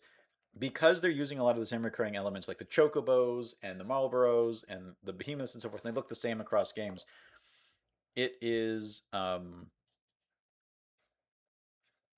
it feels more cohesive as a single world despite being 16 worlds than Marvel Superheroes does, where you've got Jessica Jones as like a modern day private detective looking over her desk doing that stuff next to Thor, God of Thunder, next to use people out in space. I don't know. Anyway, Avatar was really great. I can't give it an S, but it's really great. It was a lot of fun, absolute blast. I mean, the draft was full. Like the set had been out many months ago, and it was pulling in people who don't normally show up because they all wanted to come in and play this set because they love Avatar. And it got me watching the show with my girlfriend, and it was a blast to rewatch the show. The set did a fantastic job. The idea of like making lessons so central. I really thought they were going to then have you do not have learn because then you could have learn in Strixhaven, and then that would let you not mess up a limited environment with a power level learn, but you could have that in standard, but that's not what they chose to do. But it was great. I mean, they just did everything so well with that set. It was absolutely fantastic. I just can't quite put it in S tier, but it was really great. Lore and Eclipsed, I wonder how much of my love for the set is based on the arena background being so cool because it had the little advantage bar where you get hit and it would like move day or night based on that. I don't know if I can give it an A, but I can give it a B. It's not better than Edge of Fraternities, and it's not better than Dominaria United, but it's pretty good. I really liked it. I know not everybody did. Elves were too powerful, but the stuff that was fun, like the elementals, was really fun. The stuff that was in the set that was good was really good, and great flavor, great feel. I liked going back to Lorwyn because Lorwyn had been my like welcome back to Magic after coming back from college and all of that. Turtles is like a C. It's like I'd probably put it. It's better than Championship Kamigawa. It's probably better than the Dark too. Yeah, it's probably better than fourth. It just because again I don't have much fourth, if you just wanted, a lot of people have fond memories of fourth, but like based on the criteria I talked about earlier with fourth, it's like it's not that much to commend it. Turtles, I mean, it suffered from the stink of Spider-Man, where people are like, oh, it's a small set for this universes beyond property that's set in Manhattan, and but it was so much better than that. Like the gameplay was actually good. It wasn't amazing. It wasn't as good as a lot of full-size sets would be. Being only 5 color pairs was not great. Having Black White Ninjas be too powerful was not great, but it was a perfectly acceptable set. Uh, if you gave it a chance, it was really good for what it was doing, which was not amazing. It's still C tier. And as much as it was, I think that it did better than Spider-Man being Manhattan because it was a cartoon crazy version of Manhattan. I know that it's also cartoony in Spider-Man, but it's also just like normal Manhattan with crazy things on it. Whereas in Turtles, like all of it's kind of crazy. And it actually ended up fitting and working a lot better than I thought it would. So that was it. Yeah, it was good. It was good. I'm glad they're not doing too many more small sets, and I know the Hobbit will be a small set. We'll see how it goes. But Turtles was fine. I really had low expectations. I loved Turtles as a kid. It ended up being okay. Where did I fall in Secrets of Strixhaven? As I said, I really kind of liked anything that I won the boxes on, and I did for this one. It's definitely not as good as Edge of Eternity. I'd say it's better than Lore and Eclipsed. Oh, is it? No, it's maybe much worse than that. It had the 5 color suit problem. It's probably not as good as the original one either, based on the amount of fun I had in the original one. Yeah, that's probably about right. I had fun with it. But we all know it just ran into this 5 color super issue. It was just like you just would end up um, playing all the colors because it was so easy to do that. And Converge encouraged you to do that. And some of the bombs were like kind of crazy, but it gets a bunch of points for the fact that the lore hold stuff was such an like the big miss in original Strixhaven was lore hold. They fixed it here. They made lore hold work. It was a new and interesting way to make it all tie together. It was a lot of fun. The big miss here was the Witherbloom was the big miss. But and then the fact that the blue related guilds didn't really do their thing. They just did the 5 color thing. But it's fine. Marvel Super. It's always a fun set. I enjoy it quite a lot. Good use of the Mystical Archive, all that sort of stuff. All right, our final set, Marvel Superheroes. How do we feel about Marvel Superheroes? I feel like it's kind of a very low B. Is kind of how I feel about it. Like maybe it's a high C. Well, maybe I should move it to like high C. I just don't like Marvel and Magic. I just don't. I just don't. And um, all right, how can we make this all fit? Now that we've got this here. I just don't like Marvel and Magic. It's not my thing. Um, and there we go. Almost. It's not my thing. Not a fan of it. Oh, I can't even fit it on the board, can we? All right, let's. Okay, there we go. That's making it a little bit better. We can extend this out now. There we go. There is our tier list for the moment. There we go. It's kind of hard to read the various M20, 15, etc. sets. And the Brothers War is the one that's like the missing gap that's right. Even I can't see it now. Oh, there it is. It's right here. Oops. There we go. But this is it. This is where I came down on it. Marvel Superheroes is fine. I had really low expectations after Spider-Man. It exceeded the expectations, but the color balance is really off. The limited format is fun. I just don't like Marvel. I mean, in Magic, like I'm fine watching the movies and so forth, but being in New York, doing these things, and the fact that they're just oversaturated. We just had a Spider-Man set. We're going right back to Manhattan for the same people, less than a year later, and they're already telling us there's basically just going to be a Marvel set like every year or whatever. And just, I really like the comic book art, alt art things. That's maybe like my one big highlight. And the gameplay in this one for the cards that were good was like fine. Like power up was fun. Teamwork was okay. Just another form of kicker. Power up was fine. So yeah, it was an okay set, but I just have this huge aversion to what it was doing in the first place. every time they mention there's going to be another mobile set, I'm just like, oh, we have to. Is this necessary? Is this just a grim march forward because we just know we have to do this? But this one actually did an okay job. If they're all, if the other ones that come are as good as this one, then I can at least just like begrudgingly go along with it. They're not all going to be Spider-Man. That's just not the way it's going to go. So here is my take on, I think this is like 151, 152, something like that, sets of Magic. Highly subjective, highly personalized, based on a lot of things going on in my life when these were happening as well. That's part of why I like Midnight Hunt so much. It was just a great time in my life too. Yeah, external factors definitely get to count as far as I'm concerned for this list. Not trying to be particularly objective. Unfinity is the worst thing they've ever put out, in my opinion, because of the harm that it did to so many things. On top of not being fun, I really see no redeeming value to Infinity. Alpha remains the best thing they've done, and it's not at all a knock on their performance over the last 30 years to say that they haven't topped that again. That was absolutely just an absolute work of genius. It's just absolutely fine. Um, everything the other sets that are up here in the S tier are all just phenomenal, truly phenomenal. And the A sets, I mean, maybe they're not all phenomenal. Maybe Arabian Nights should be below Duskmourn. Maybe Portal 3 Kingdoms should also be much lower as well. They should definitely be much lower. But this is where I'm putting them. And this is where I'm for right now. And I'm just going to call it here because this has been going on for 3 hours and I need to stop. So I will.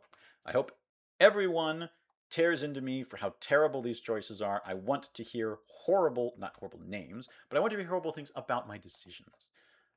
Just how wrong. I want to know how wrong I am. I'm sure all of you can tell me how wrong I am and have wonderfully eloquent ways of expressing how wrong I am.